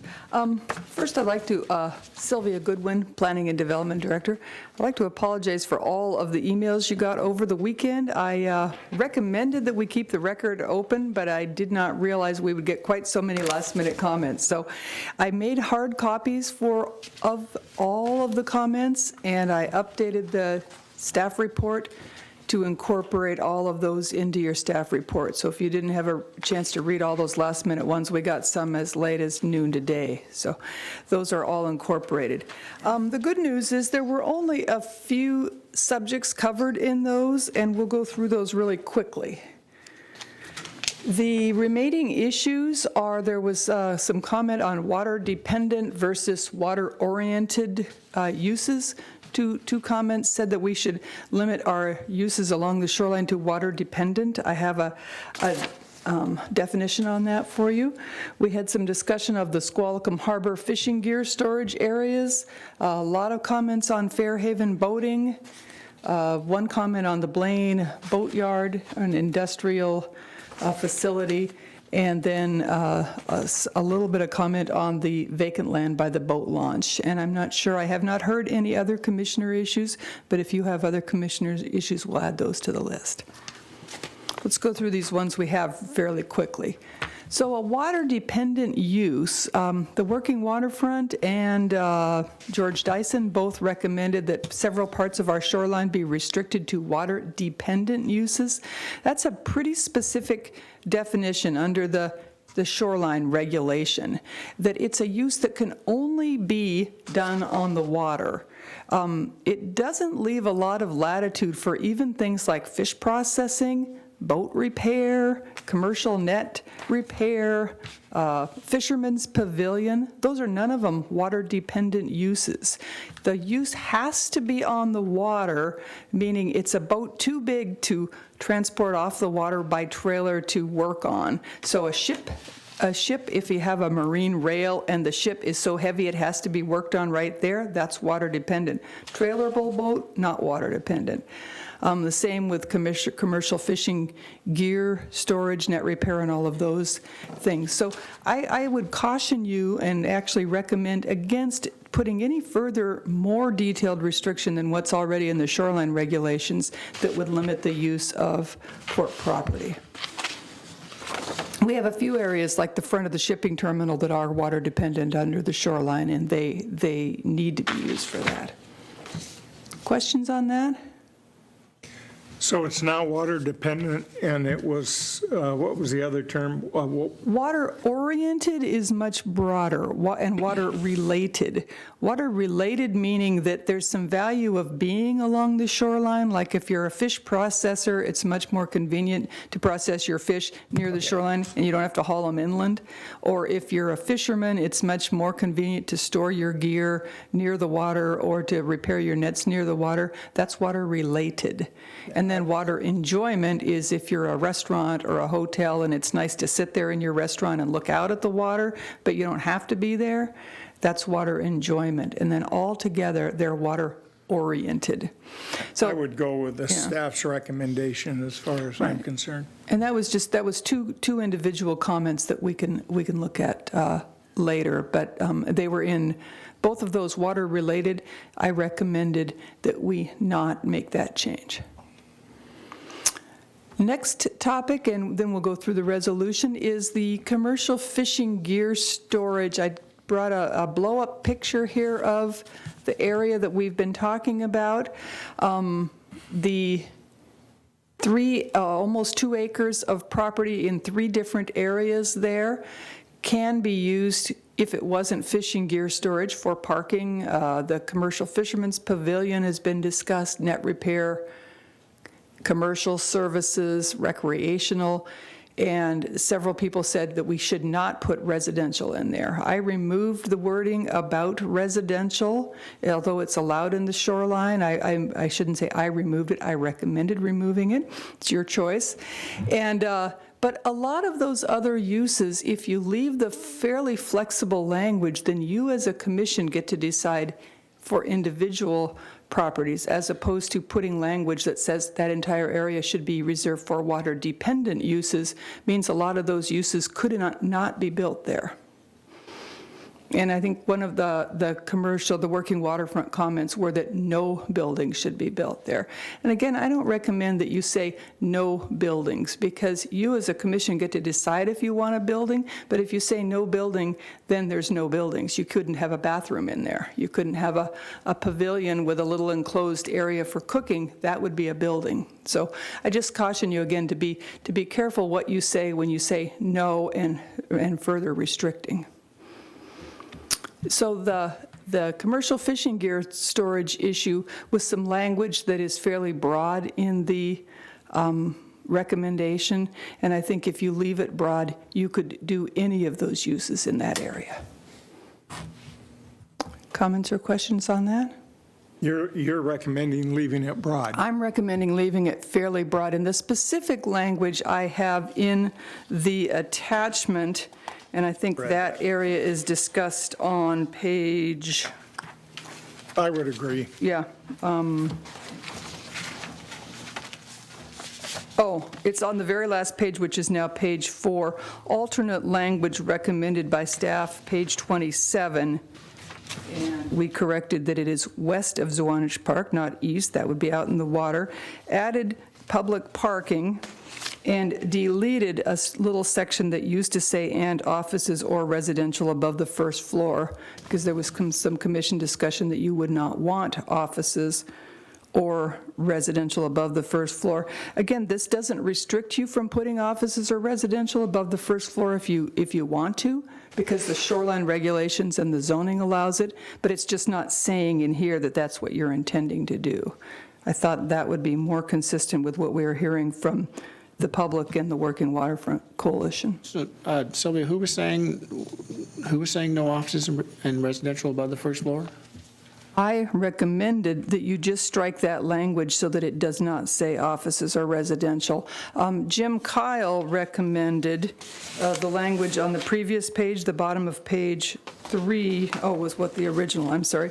Jim Kyle recommended the first 2 paragraphs on page 4 that said that the use should be for water-dependent uses, residential units are excluded, and on the other area, buildings are excluded. That was the language that Jim Kyle provided from the Working Waterfront. And what I recommended, alternate page 27 language, all of those uses could be allowed, but it's much broader. Why are you striking the offices and residential uses? We could leave offices and residential if that was your preference, because whether we strike it or not, the zoning and the shoreline regulations still allow offices or residential. I just left it broader by not saying it. That's not indicating that you're going to do that. You still could if you wanted to, because the zoning allows it, and you're not saying you're not going to do it. You're just not saying you are going to do it. Does that make sense? Yeah, I don't have a problem leaving it personally, though, because I do want to have a conversation about that in the near future. So Okay. Leaving it in just lets people know that it's something that we're thinking about, as opposed to it's a possibility that exists out there. You know. Okay. And I would be okay with either one, because the zoning and the shoreline do allow it, whether you put it in there or not. Sure. Okay. Other discussion on that issue? Nothing. I just might bring up for the folks that are watching and hear that there seems to be a sense that if it's in his comprehensive plan, that that's what we're going to do, and that's not the case. It's simply in there as an option. These are options. So I've had several people email and several people talk to me, and all of them have spoken with the thought that this is all written in stone and is what we're going to do because it's in a comprehensive plan, and that's not the case. That is correct. The comprehensive scheme, this version of the comprehensive scheme, as we're recommending it, is to make it at a much higher level, to list all of the potential things that you could do so that you don't have to amend it each time you make a decision. So just because it says that you want to look into improving the boat launch in Fairhaven, if you don't have the money, you still aren't going to do it. So I think that's the issue. But if you decide you have money to do something and it's not in this comprehensive scheme, then you have to amend it to add it. Well, I think also it has an additional advantage to people that are taking a look at this, and I hope everybody in Whatcom County does, should teach this stuff in schools. Good luck. It does give folks an idea of where we're going. Correct. Whether we actually go there or not.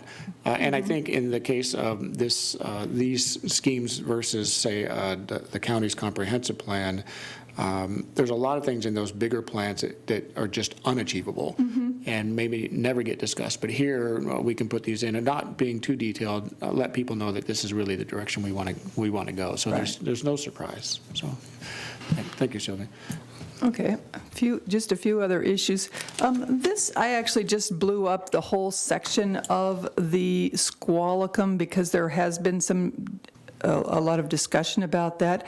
On the issue of residential or office, there is some land additional that's parking over more towards LFS across from the Harbor Mall that's parking that might not be as congested as down there by Squalicum Park if you really wanted to do residential and office, which I think is not a bad idea to consider long-term, that maybe over in that area would be another area to consider. And again, this is written very broadly so that you have options to look at those areas. Where the Harbor Mall is, I'm particular, actually, we've all talked about that several times, that Harbor Mall is a fairly old, outdated space and probably could be redeveloped to something that would generate more revenue and be more useful for both tenants and visitors. Looked like Rob wanted to say something. No? Okay, so the other area that we got a lot of comment was the Fairhaven launch facilities. This is a picture out of the 2008 plan, and it's I looked really big on the screen, but it looks really small now. You can see the green area right in the middle. That's what you are getting a lot of public comment about, is right now you come down to the boat launch and there's a turnaround area for vehicles with trailers. There is not that little green area there where people feel like they can safely put their kayak, to get their life jackets in there, floats in there, and then launch it, and without getting run over by boat trailers. That's what a lot of the people were talking about, is they wanted, actually, some people wanted another float, they wanted to use the Coast Guard float. There's a lot of other ideas, but I think what a lot of the people were saying is, could we just improve the turnaround there and have a small area for kayakers? And that is some language that I recommended that's highlighted yellow on page 3, that added a new paragraph with another word that talks about improvements to circulation, signage, staging areas for hand-launched vessels are proposed to improve safety and convenience for boaters and reduce conflicts between pedestrians and vehicles with trailers. That's what those citizens were asking for, and that's what, if we would do something like that, would do. And again, this does not create a budget if you added this language. It just means that later, if you have some extra money, that's something that you could put in the budget. Questions on that? We're almost done. Well, if I remember, one comment from the public was that they needed, it was more for shells, rowing shells. That Could be rowing shells, could be kayaks, yeah. From the dock, where you could launch a kayak, but you couldn't launch a shell, wasn't? Right. There were some citizens that wanted to take the float that we have that's now tall and it's more designed for motorized vessels, and put a shorter float beside it so that you're not so high and you can get into your vessel. All of those things are things that, with this broader language, if you put something in the budget to study it, and I'm not proposing you do that this year, but leaving broad language that it would allow you to do that. And I think what the Community Boating Center and some of the folks that attended the charrette, and 2 port staff folks also attended it, 3 of us actually, they want to apply for a grant, and they want the port to apply for a grant, actually. They want to put together the information, have us apply and construct it. And I think several of us indicated that, yes, if they're interested in doing that, we could bring it to the commission when it's done and propose that you apply. If they get the grant, then there's the revenue to do it. But this language is just broad to give that as a little more of an intent in the sub-area plan. Once again, I like the broad language. Okay. I think we just have 2 more issues. Fairhaven. Oh, Fairhaven, I just put this in to show the area. There were 2 issues in Blaine.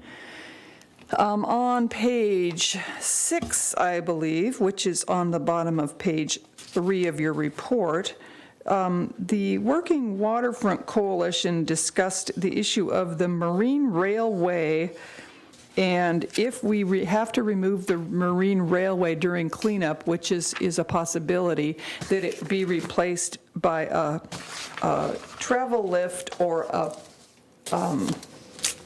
crane.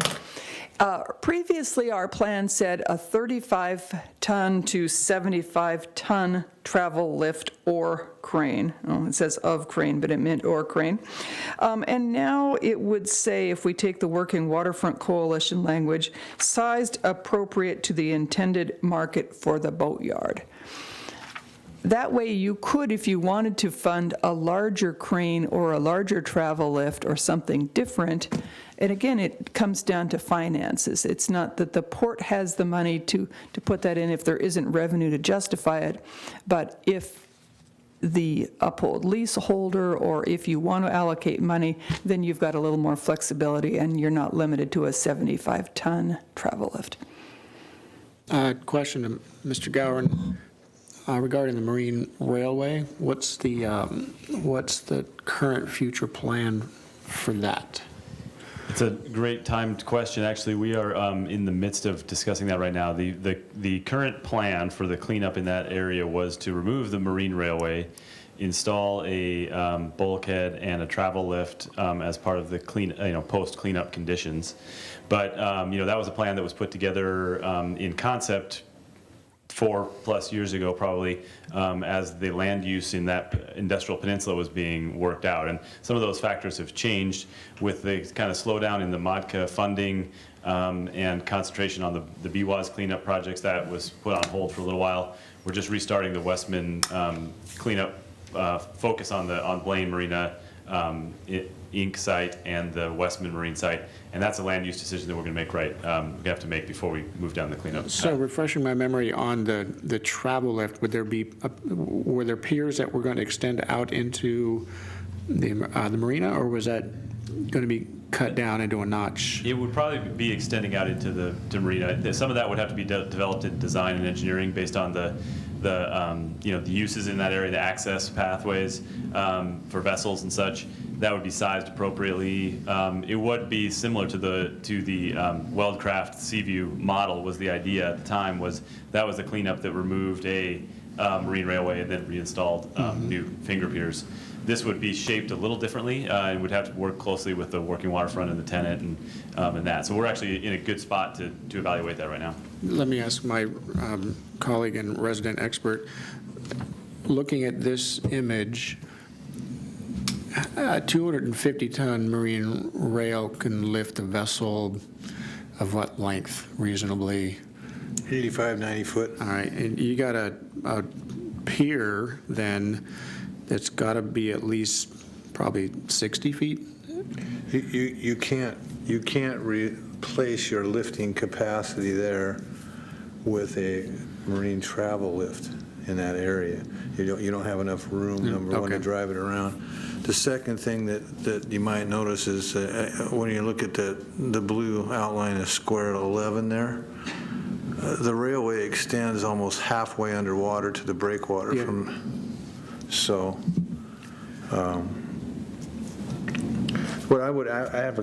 you're through, I have a question for Brian. I don't want to deconstruct the potential of that kind of work into the future, but I'm not sure the travel of pier is going to do it. The proposal that the landings at Colony Wharf had for the C Street side was to take out their barge loading ramp and put a notch in there so that the water they'd have the same depth inside the notch that they would have in the waterway, and they could lift things in and out in this notch.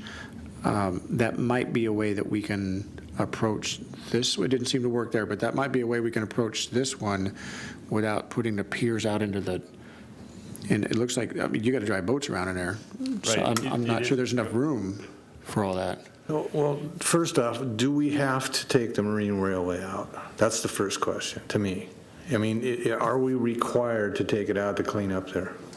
We would be required to clean up the sediment contamination in and around the marine railway. With over the past year, we've been looking at, actually we've had our consultants looking at that now, is there, and we're not putting a lot of effort into it right now because there's not a big driver, but we have raised this question because it is on our radar.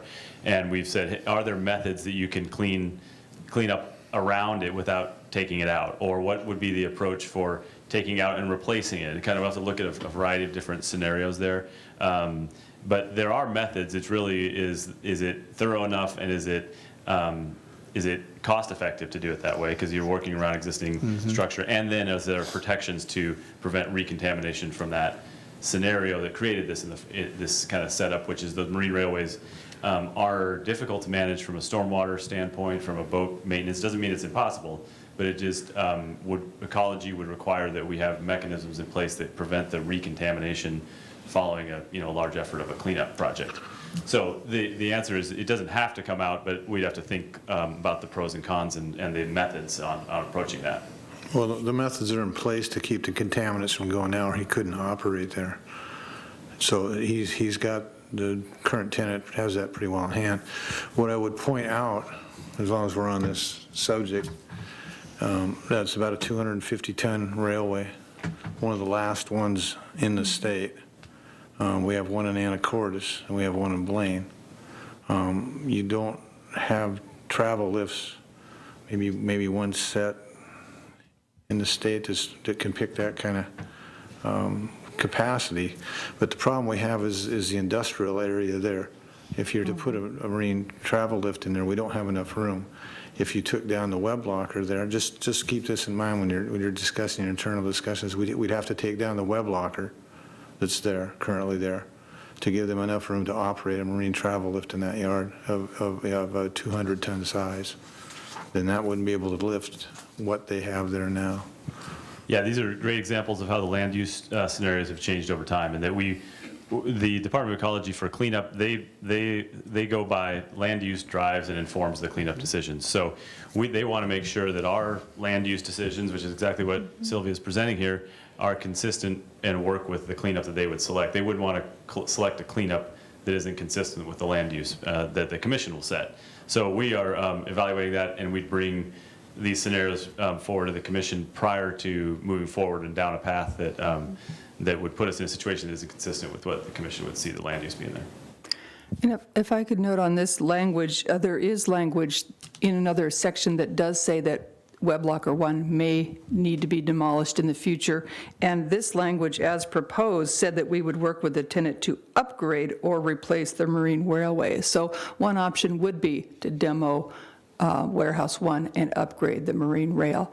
Again, trying to leave as flexible of language as we can. Eventually, we have to make a decision, though, before we can move forward on the cleanup. But we just talked about that on staff level again, that we need to start working on that issue again so that Brian has the direction he needs to move forward. When do you need an answer for the cleanup regarding the railway?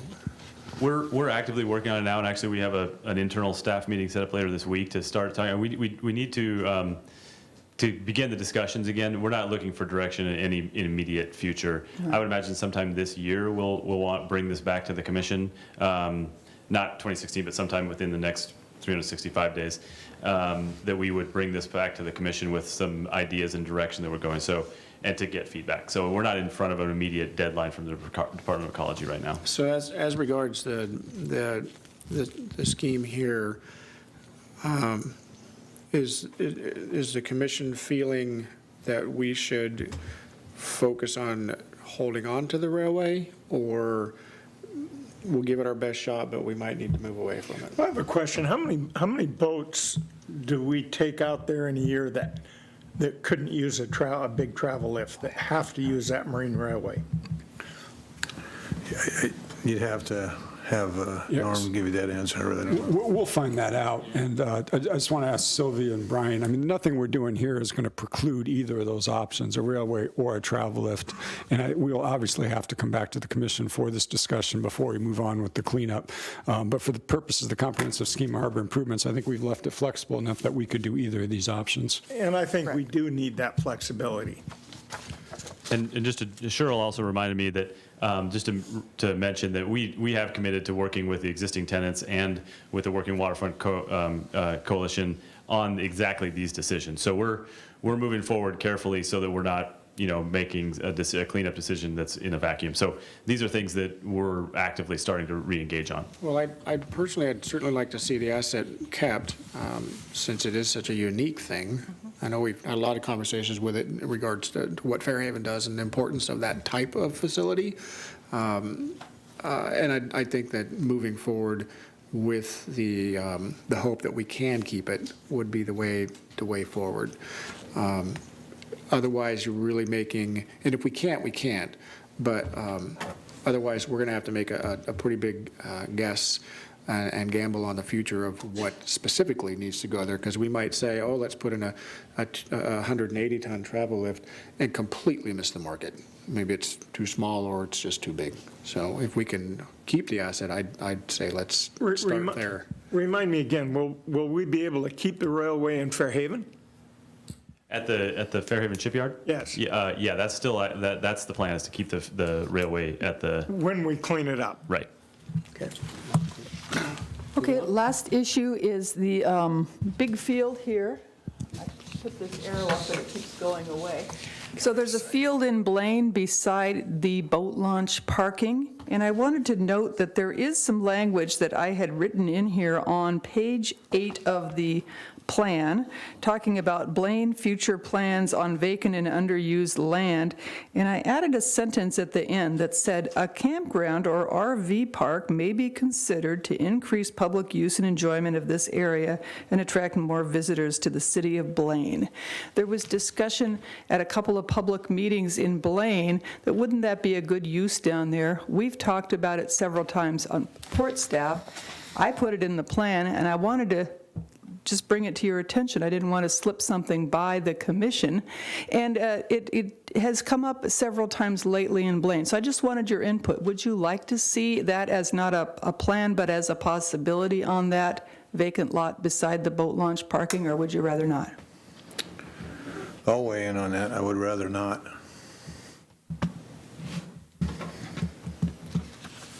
So ask the question one more time.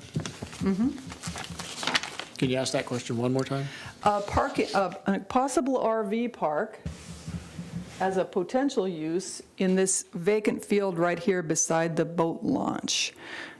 We've talked about that at a staff level. It comes up now and then at public meetings, and then most recently we had a meeting in Blaine. The city of Blaine had a meeting that I attended about economic development, and they were thinking, we've got all that empty land down at the port. What could we do to make it more a part of the community and get some use out of it? And there were several people that said, what about a park, an RV park? What's an RV park look like there? It would be maybe 20 to 30 RVs in an area. There would have to still be some park. There would probably need to be some RV hookups. And the boat launch staff could operate it, or it could be leased to a private operator.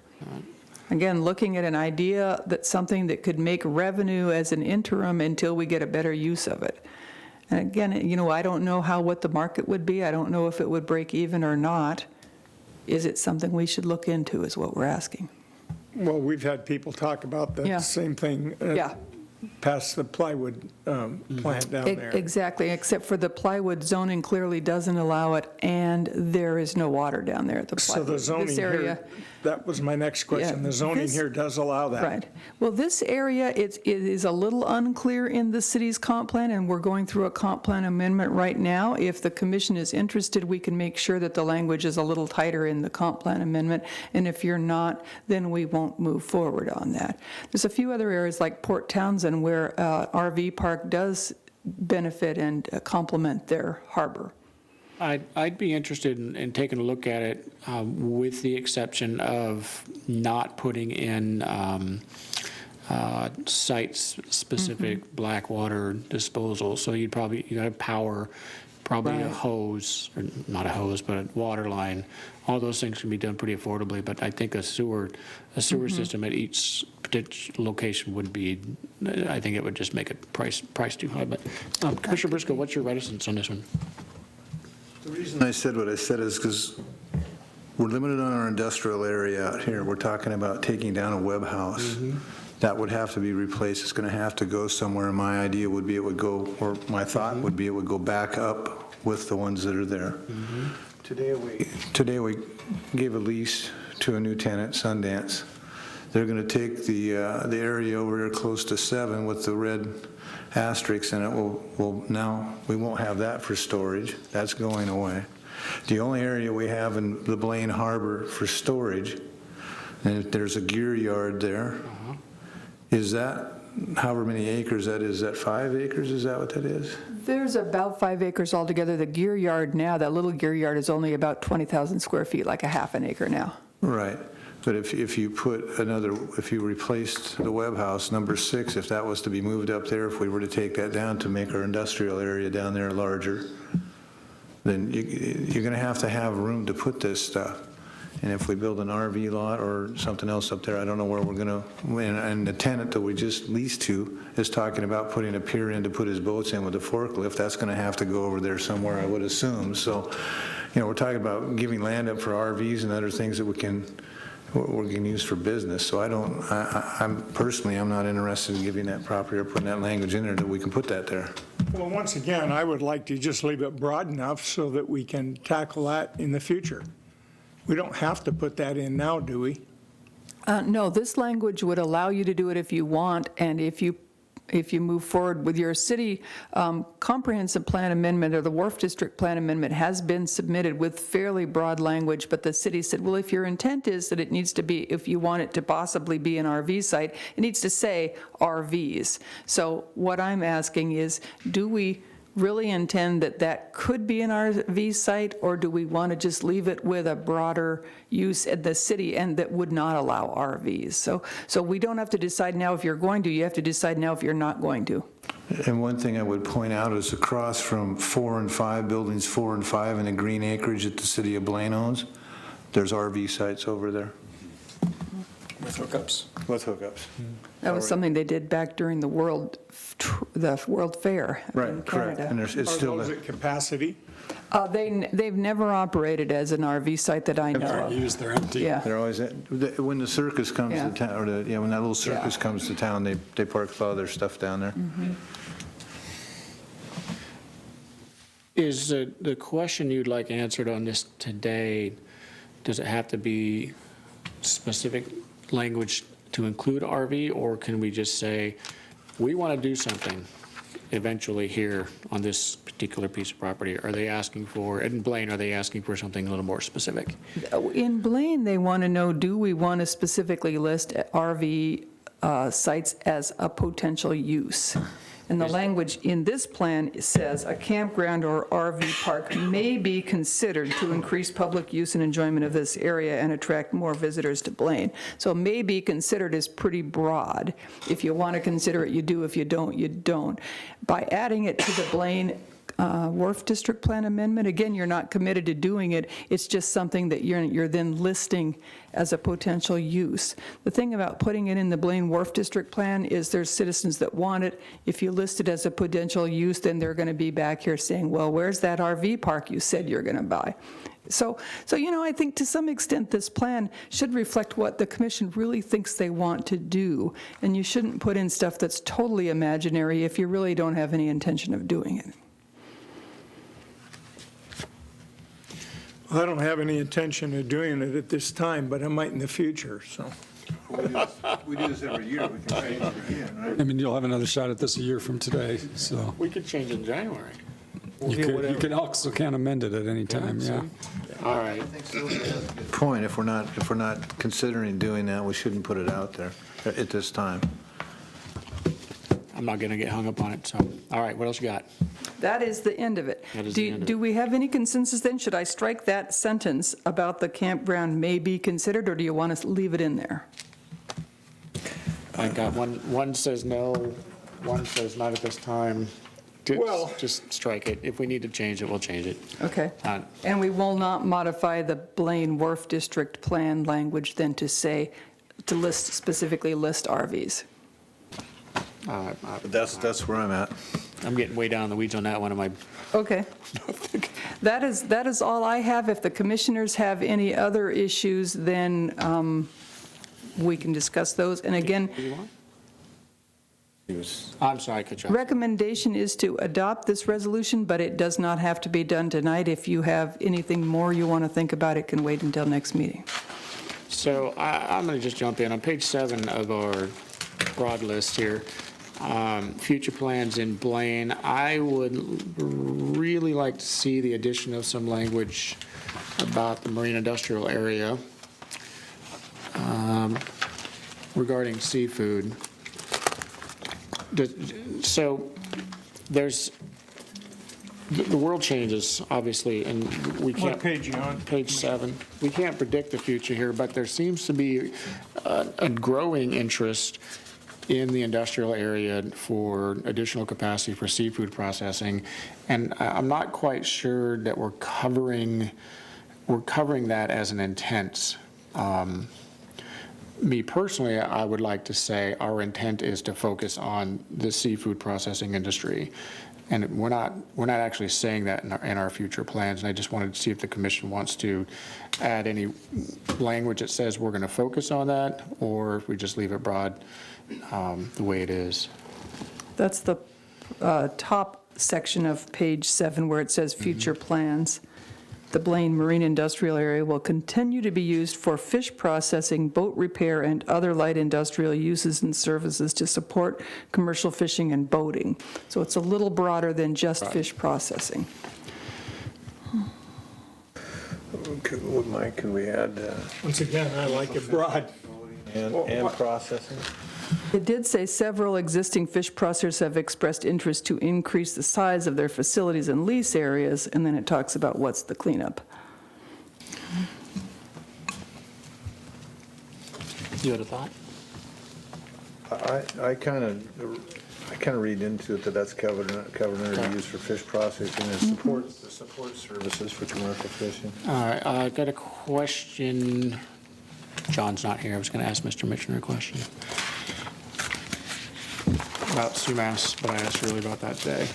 Let's see here. Okay, about Sumas, I did send you the information on that Sumas industrial area. Totally got Okay, that. got Thank it. you. Thank you for that. So the space behind the Mount Baker plywood plant, roughly 4 acres, we continue to sort of not aim that property at any particular direction, and I am not in favor of going after an RV park there, but I would like us to look. Shirley's talking to a tenant about that and engaged in negotiations for something I think would be a pretty good use. I don't, and it's not an RV park. So I think you may see that property put to work here pretty soon. Permanently? Yeah, what do you think the likelihood is, Shirley? That seemed like a short-term The project. property is illustrated on page 23. You can see it. Yeah, I think we are talking with Cowden Gravel about using that property for staging product to go to the C Street terminal. And I think it looks very promising. And I think it would be a longer-term lease because he wants some predictability of a site to be able to stage his product to movement down to C Street. So, All right. So I'd bring to the commission's attention, this property's been very idle for a very long time. If we can lock in some sort of a longer-term contract with those folks, even this isn't a revenue issue for me. It's a let's not let it sit idle anymore issue. And if not, then I would definitely like to take a stab at looking at a water sports park that can take advantage of that breakwater that's still there for paddlers, stand-up paddlers, and the kite surfing crowd, which is a growing community. There's a piece on page 27. There is a parcel of property that's drawn attention to here, just up Squalicum Parkway, adjacent to Squalicum Creek, 1.2 acres. Port of Bellingham will never do anything with that property, I'm guessing. Right. I would love to take a very hard attempt at getting it off the port's books and giving it to somebody more appropriate that might want it. Can you explain what we're talking about here? Yeah, page 27. Yeah, it's right Sylvia's here. got the arrow. There you go. Right here. It's up Yeah, there. it's Yep. kind of in the back of the middle of nowhere, not really accessible. It would be a great city park. It would be habitat enhancement possibly.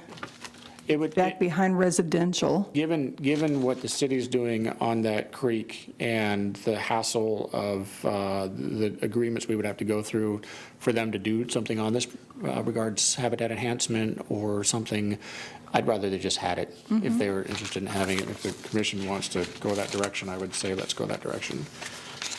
The language leaves the flexibility to do that. Right. I don't think we should have it any more than by the end of this week, is what I'm saying. Because we'll never build anything there ever. We'll approach the city and see if they have an interest. Right. Yeah, and it's just, it's like, it's getting, because, the part of this came up was the conversation about the railroad crossings down south. And now suddenly we're looking at, well, what are all the properties, where are all these lines and all these things? And, things like this, which just end up a hassle between two different governments to have an agreement about something.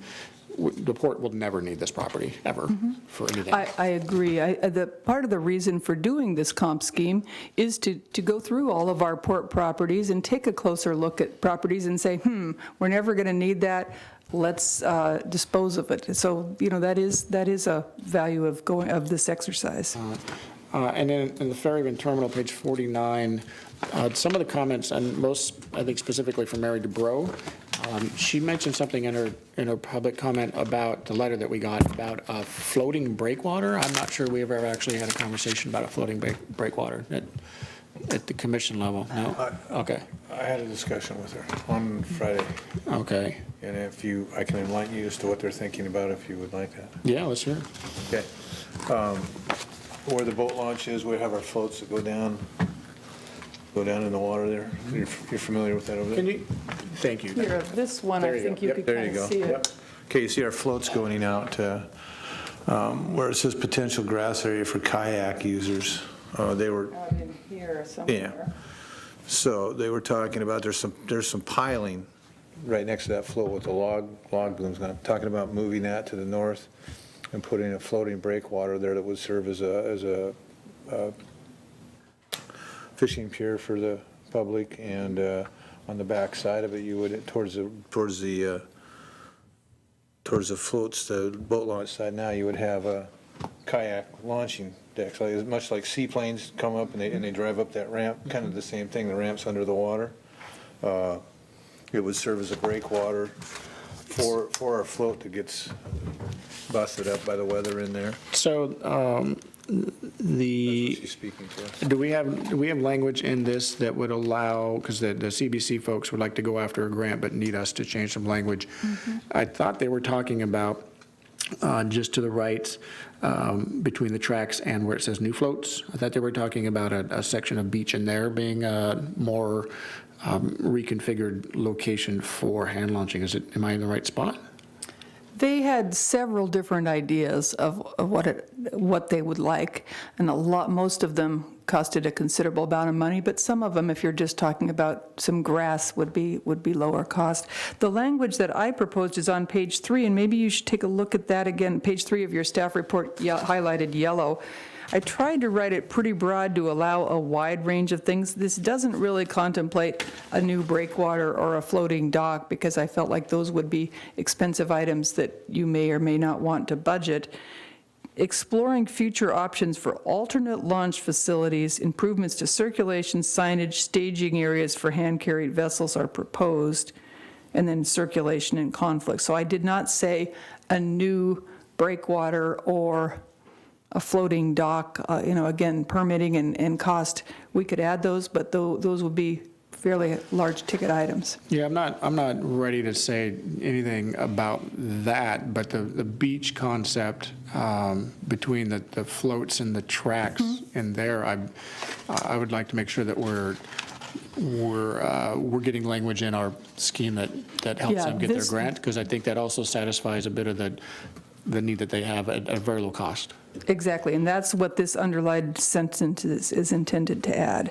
Signage and staging areas for hand-launched vessels is exactly what they're talking about. Okay, all right. I would like to put the language in there for the floating breakwater. Not that we don't have to do it, but at least it's there if they can come up, if money's become available, if there's a grant to do this or something like that, and they're talking about going out and seeking that. This language doesn't say that we can't do it. Well, and I also want to point out that if we're going to do it, it's not going to be for a year. So you could easily have an opportunity to add this next year just because of the permitting process and the workload and all the other projects we have. I just don't see it happening by the time you do this again next year. So you could easily start to do some of this process to see if it's feasible and add it to next year's comprehensive scheme. Well, I think that if we look at just this image in front of us here and some of the requests that we're getting on in this particular area, honestly, I don't see how even here you get a turnaround spot for cars and a grass area, because every time I've been there, and it's pretty tight. People are turning around with their trailers. They need all of that. So there's a much deeper discussion we have to have about going any further with improvements over there, including the in-water stuff. So. Well, when Brady and I and Dave Warder all went to the Fairhaven Boater meeting, what we told them is that we would work with them again to at least talk about some of these options. We're updating our parks, open space, and public access plan in March this year to give a little more detail on these items that need to go if there's some grant funding, and that perhaps we could get a little greater detail in that parks plan, and then if the grant is successful, amend this next year is one idea. Okay. So I have a question to that avenue. if we don't have that wording in here and they're trying to apply for a grant, doesn't that create a problem for them? Because then the people that are going to come with the grant say, well, there's not wording in there to have that, so why are we considering this now? You need to, we would need to add it to our Parks, Recreation, and Open Space Plan in March before they could apply for a grant, and the grant deadline is 2018. So yeah, you would need to, it would need to be in a plan. And for an RCO grant or any of those recreation grants, it needs to be in a Parks, Recreation, and Open Space Plan. Even this plan, if it said specifically a breakwater, wouldn't be enough. But if you think that they're going to do a breakwater and we want to help support it, you'd want to add some language, and I could write that for you, to add it a little more broader to reference a breakwater as an option. But again, you're creating the expectation, and already we've heard people say, well, it's in the 08 plan and the port hasn't built it yet. Right. So, Right, but my point is, if it's in our scheme here, it adds weight to putting it in the Parks and Recs plan. Is that what I heard you say? that's true. I think it adds more weight if it's in the Parks and Rec. Yeah, it By does. March, we do this specifically for our open space and our parks, and I think that's the important place for it to be added, correct? Correct. It has to be in the Parks plan in order to be a grant application. Yeah, I'd just like to make sure we've got it wherever it needs to be in a timely fashion so we can help these folks if they can come up with something. Mm-hmm.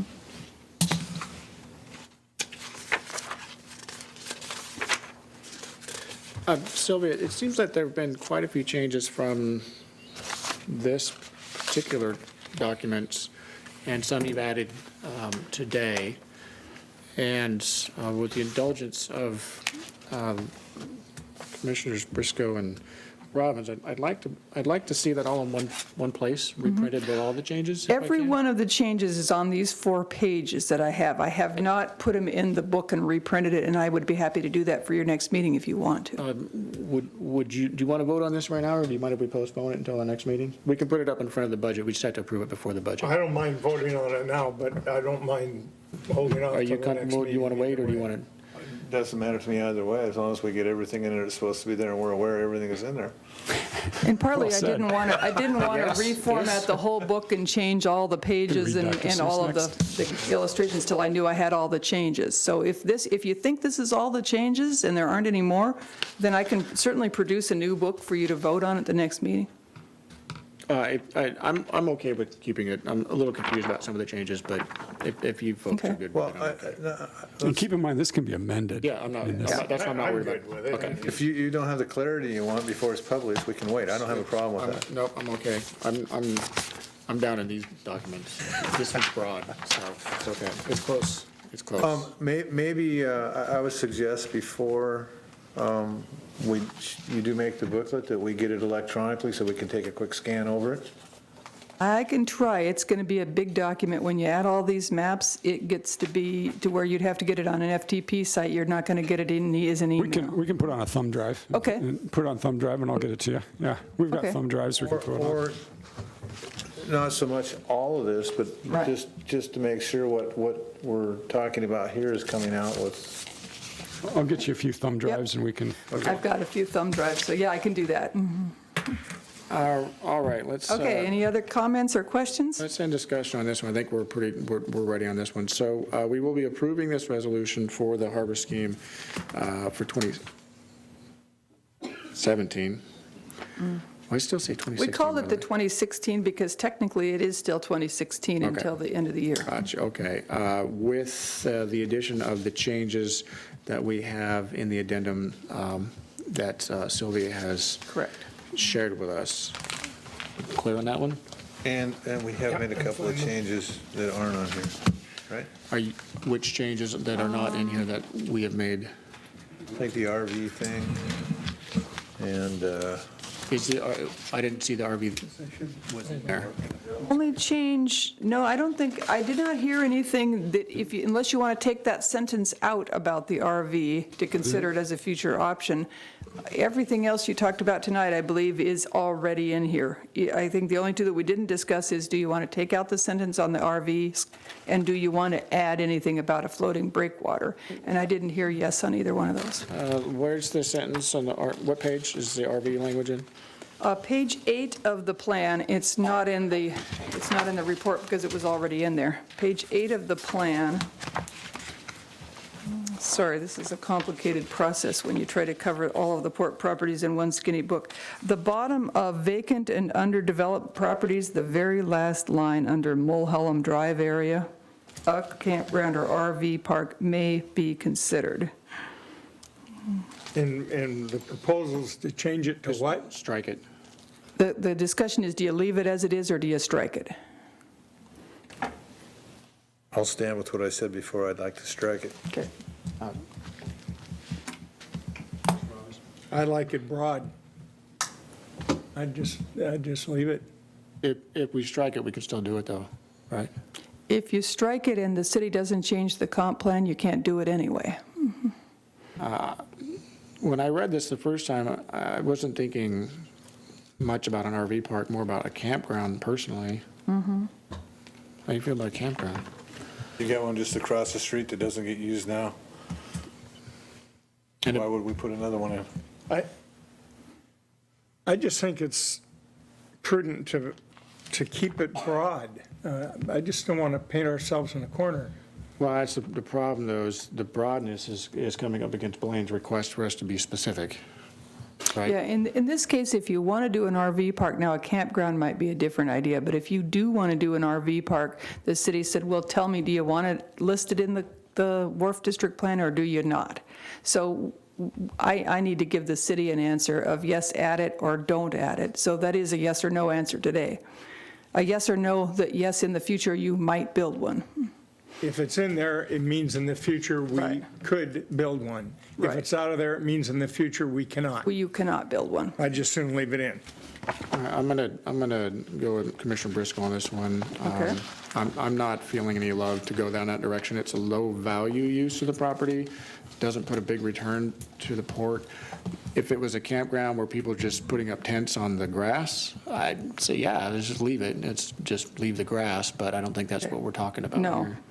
So let's. Okay, I'm hearing two commissioners wanting that sentence out, and then I will tell the city of Blaine we're not adding an RV park to the Wharf District Plan. So back to the resolution will be, I lost it. I think because of that change, Commissioner, you're better off not approving this Just this wait meeting. till next week. Yeah.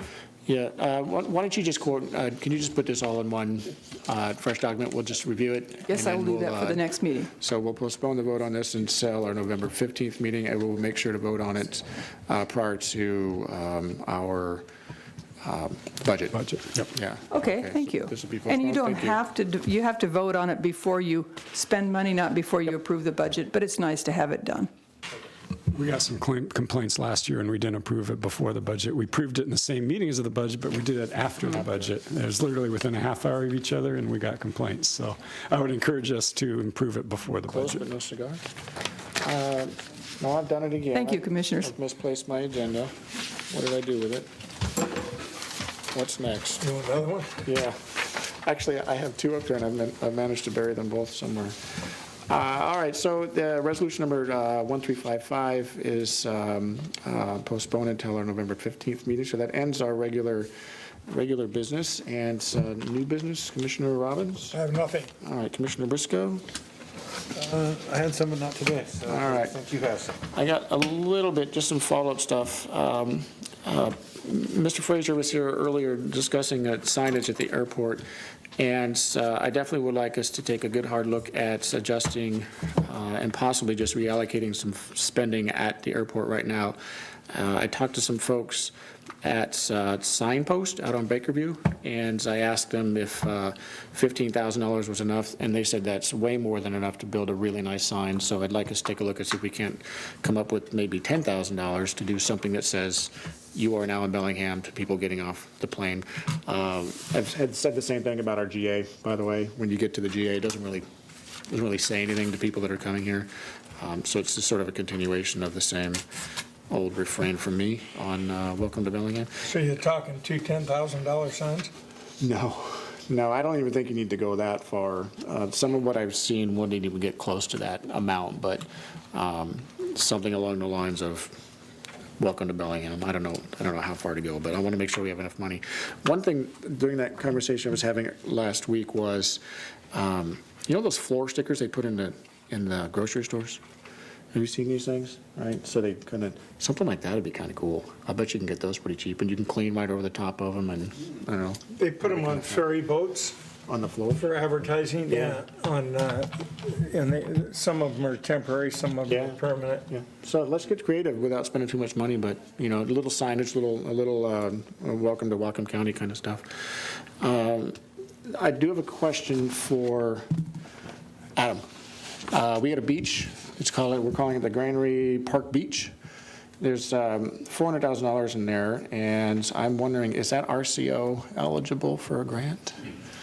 Because it seems like it could be, and in my desire to... I believe we got a grant for that. Maybe pass the mic off to Mr. Hogan. He can tell us where that money came from. I don't believe it was RCO. Yeah, good question. You're on. Yeah, you're on. You're good. Yeah, good question. So we did get some funding through the Bellingham Bay Action Team, about $152,000. That was, we had it for another habitat restoration project, but we didn't have enough to implement it, and so it's a perfect fit. They actually did research that a ton of juvenile Chinook, which are endangered, are using the Whatcom Creek estuary, so really be a high-value habitat project and great for public access and the vision down there. If we went for an RCO grant, we've missed that window for 2017 though, right? Yeah, I don't think you'd make it in time for this project, but we'll look into it and see if that's what the deadlines are. There's probably a better bucket of funding, which is ESRP, Estuary Salmon Restoration Program through the state, and it's not really a good fit for that. I looked at that as a possibility, but That's I think hopefully the $400,000 for that beach had a significant amount of contingency, and hopefully we can get that project done for Much less. That's why I was thinking of the RCO, because of the habitat plans would keep people from walking through there, and it's a dual purpose on that one. So the RCO would probably be more appropriate, but if we can get there. But just a question, like, see if we can get a grant. Dan, do you know what the RCO deadlines are for application? A couple times a year, I think.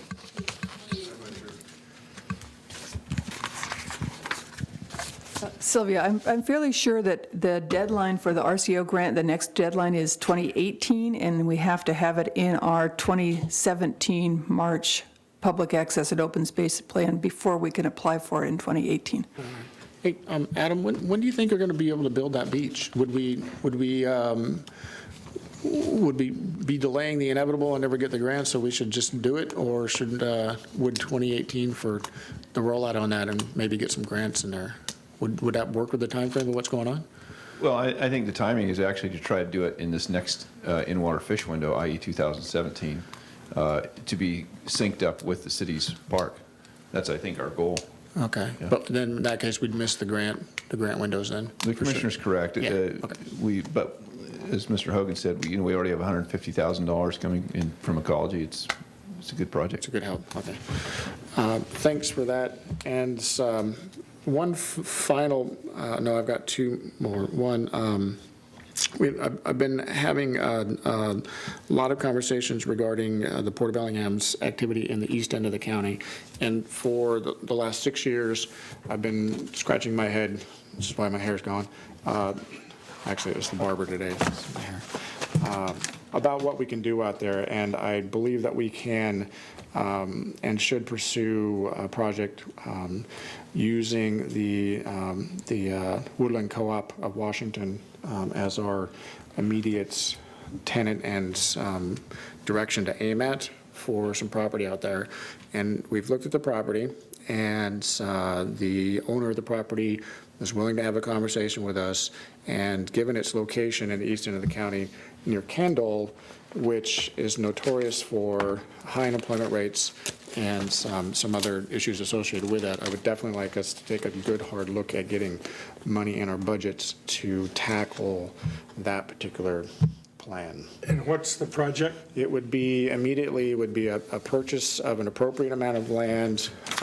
The scope would have to be worked out on how broad the the build-out would be. But imagine, and I've been seeing the Port of St. Croix because I'm from down there.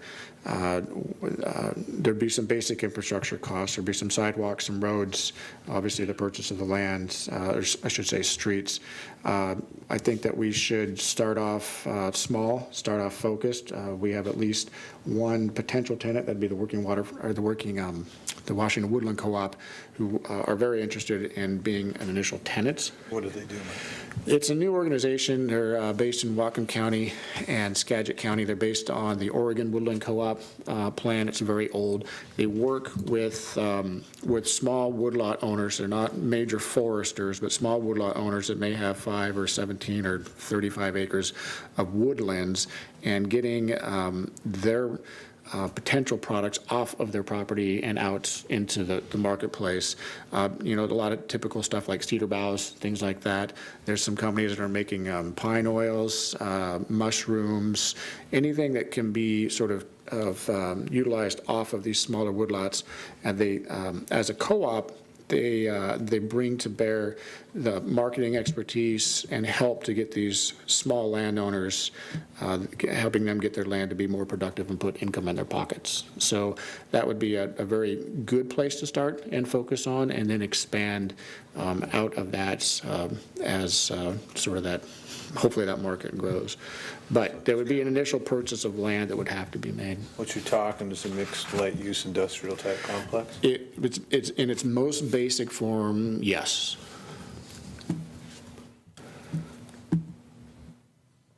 I'd like to see some tenants that are interested and hear from those folks before we go out and buy property. I definitely agree. But what I'm asking, I think, from the commission is to, I think, chase this down. And there's a monetary value associated with it, and it's not low. I think the initial number that I think Shirley and I have kind of been batting around is somewhere near $1 million for land purchases alone. Obviously, it would have to grow from there. So I'd like to segue into another point, but before we leave that, does that sound like a direction we want to go? Yeah, I mean, if you've got one tenant already and it's underutilized land out there, and we can help bring some economic benefits to the East County, I mean, all of those folks out there pay their taxes to support the Port of Bellingham and its operations, and that's one of the things that we're supposed to do, is promote economic growth. And I'm certainly interested in looking at this in that aspect. Great. I just need to see the tenant that you have in mind that would be the catalyst to get it going. I'll get a meeting set up with that. Well, while we're throwing wish lists out, and I wish I was watching the World Series, but 7-2, top of the 7th. 7-2. Cubbies? Thank you. That just ruined the That's why we got him, right? I would think for this community, a fish hat, and I don't want to get into a long deal on it tonight, but I think a fish hatchery up on the old Sash and Door property, I realize it's owned by the city, but with all if we're trying to really seriously grow the fishing business in this community, a hatchery like they have in Alaska that's paid for by the catching of the fish makes all kinds of sense and tied in with the tourism. But I'm not proposing that we go out. Along that note, I've been working on that for almost a year now, and I've talked to the city planning as well as our mayor about a section of that property to double the hatchery size there. It takes too much water, Dan, to put a big hatchery in, and we can't get enough water out of that creek to supply a hatchery that you're speaking to, the magnitude of what we have in Alaska. There's not enough flow there. Freshwater or really? Yeah. Well, when that idea, let alone enough ground. When that idea first came up, it seemed like there would be some way for the port to get involved, and I don't know that there actually is, other than lending our support, which I'm 100% in favor of what you're proposing. When does this water issue come up? I've never heard that before. Well, to put something in that Dan's speaking to, the magnitude that's built in Alaska, it takes a tremendous amount of water. Throughout the year, not, I mean, it has to flush year round, so. We were just throwing a wish list out. I thought I'd No, throw but that in. I did, to double the capacity of the hatchery now is actually fairly cheap and easy to do. It's just, Earl got sick over there, he's been in the hospital, and they've had a new fella take over, so things are just kind of, I haven't I'm talking pursued- about a hatchery that's more dependent than on just one person being sick. I'm talking a good-sized hatchery that is a tourist area that Well, if we can double the output, that'll be about 16 million fish out of there. That's pretty good size. 16 million eggs, excuse me, and your return will be, I forget the percentage of your return, but I think they're approximately at 8 million eggs now. We need I think so. millions. So then, But I agree. We need to enhance our fisheries. I agree 100% with you. my economic development segue regards the east end of the county, doesn't include fish. It's the EDI board, of which the port is a member. This has been something that's, I'm actually becoming a little bit more troubled by it. For folks that aren't quite familiar, there's a certain amount of taxes paid to the state. The county gets some of that back because we're a, quote, rural county, and there's a certain amount of money that comes back to be spent on economic development. The last vote that the Economic Development Board, the EDI board, voted on a proposal to spend $500,000 on, I think, engineering upgrades, or engineering for upgrades to Birch Bay Drive. And the street needs it. The shoreline needs to be repaired, but we're taking dollars, or the EDI board is taking dollars specifically set aside for economic development and using it for an infrastructure project with no jobs associated with it. If you're building a new road, I can understand how that sort of greenfield development can spur business along the new infrastructure. But in this particular case, and in many cases in the past, the board has been voting for infrastructure projects that are simply replacements of existing infrastructure with no new jobs associated with the expansions or repairs. The last vote is particularly troubling because it seems very far afield from where I think the state had intended those dollars to go and to be spent. Locally, the port has seemed like a pig at the trough over the last couple of years, because I think the last year, the entire amount of money that came back to the county from the state was spent by the Port of Bellingham. But when it looks like we're the pig at the trough, we're also the ones that are not just checking all of the boxes because it looks good. We're literally nailing every single point on job creation, job retention, growth, economic expansion.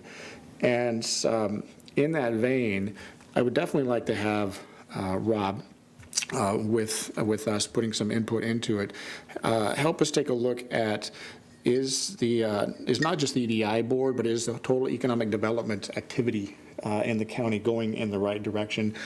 Councilman Rudd Brown, doesn't think so. He was asking his peers on the county council to spend $1 million on changing the direction of economic development activity in the county. So in that light, I would definitely encourage my fellow commissioners to sit with Rob and toss some ideas around. I'm going to be sitting with him and throwing some ideas around, and definitely connecting with the county council to have a discussion about how we're spending our economic development money here in Whatcom County. And for me, it kind of gets back on this particular point to the proposal that I've thrown out in regards to so originally it was an industrial development district out in the East County at Kendall, where we have a very in my mind anyway, and I'll nail it down tighter as we go forward, but we have a very specific project to open up a property that's completely unutilized right now. They've harvested the trees, it's almost flat, and there's people clamoring for jobs in the east end of our county, and we're spending the economic development money fixing a road on Birch Bay. That is a county road, and I would think that the county should be maintaining that with other tax dollars, not economic development dollars. So when we are losing the capacity to spend on new work because we're spending it on old infrastructure that's falling apart, I think we're kind of missing the point. So I want to bring that up here so we can start a conversation like the commission. I don't know if we have to take a position on anything in the future, but the public looks at the port, and it's in our mission statement. I think we're kind of far afield on essential transportation points in our mission statement, but when you talk to people in the county, no matter where you go, they think of the Port of Bellingham as the economic development organization. And so I think taking on a stronger and more specific role, because the port knows how to do that, would be something that we should seriously think about, not taking over, but enhancing and helping the county and all of the cities get a little more focused. I wanted to bring that up with you. That EDI money for that particular organization is one part of all of our economic development. But we have a voice on that board. Shouldn't that member lobby the other folks on that board for a change, if that's what we feel the direction we want to go? Well, yeah, I think you're right. But I think it was 2 years ago, or maybe it was a year. I think Rob may have been at that meeting, but there was a vote on something. It was some old business that came up, and there was a vote. And I told them then that the Port of Bellingham is only going to be voting for these things in the future if you can tie jobs to them. And I asked the rest of the organization, all the board members that were there, can we have a way of measuring dollars spent and jobs created? And it was completely silent. Not one person would support, well, I'm sorry, one person said that they would maybe support that idea. So I think that we need to be consistently telling, and Commissioner Briscoe's our representative there now, but consistently telling these folks that we need to focus these dollars. But with only having one vote on that board, it's super easy to just get overwhelmed by consensus. I might add that it's a little bit, the process is a little bit broken right now. Rob can help me out. I'm new at the board there. The first one was all laid out, and the boxes were checked. This time there weren't any boxes checked because there wasn't a review board. And correct me if I'm wrong. No, Commissioner Briscoe's absolutely correct. The board that used to rate these things didn't do it this last time. They didn't convene, and so it left the board members, such as Commissioner Briscoe, kind of hanging to interpret how this would affect jobs on their own. So there's been some proposals about the chamber or various others taking over that task. Someone needs to do the task, and I'm going to try and get involved in the conversation as to help who will do that part of it. But yeah, Commissioner Briscoe's first experience was one of kind of getting thrown to the wolves of, here's a project, what do you think? And the homework just wasn't complete on it. I was there when we got the money for All-American Marine, and it was a good discussion, a good vote, and hard lobbying by our executive director and so on, and I just thought that would be the process. Yeah, and that one got reviewed by that private sector committee, but this last one did not. So there's a big difference between that one and this one in just the process alone. And unless I'm mistaken, from what I heard, we voted to put that process back into effect, but they were going to try to find folks. It's a volunteer position, and apparently the folks that had volunteered to do it had stepped away. So and they weren't members of that committee? No, they were a subcommittee of the NWEC, the Northwest Economic Committee, the former EDC. So, yeah. Yeah, I think from my perspective, it's maybe it's time for the port to step up and show leadership, more leadership on this organization than we've done in the past. And it's not that we haven't wanted to in the past; it's just that we haven't done it. And so I'm all very supportive of helping the other cities and the county. And leading the way on this, because when people think of the port, they think of economic development, and we have the staff, we can get the staff, and we can be more focused because we're not drawn in all these different legislative or social policy directions that the other organizations all have to deal with. So just a conversation to start. And I'd ask my fellow commissioners, just give me the course and I'll stay the course with them. If that's what you want to do, let me know. And let's move forward in that direction. I was a little bit lost at the last meeting because I was waiting for the review paperwork process, and nothing's checked off, and then it was all voted on. And Poof, off we went. Anything further? Mr. Robbins, Mr. Briscoe? I'm good. Nothing? Rob? Senior staff? Joe, you're about it? Yeah? All right. Thank you very much. We'll see you on the 15th.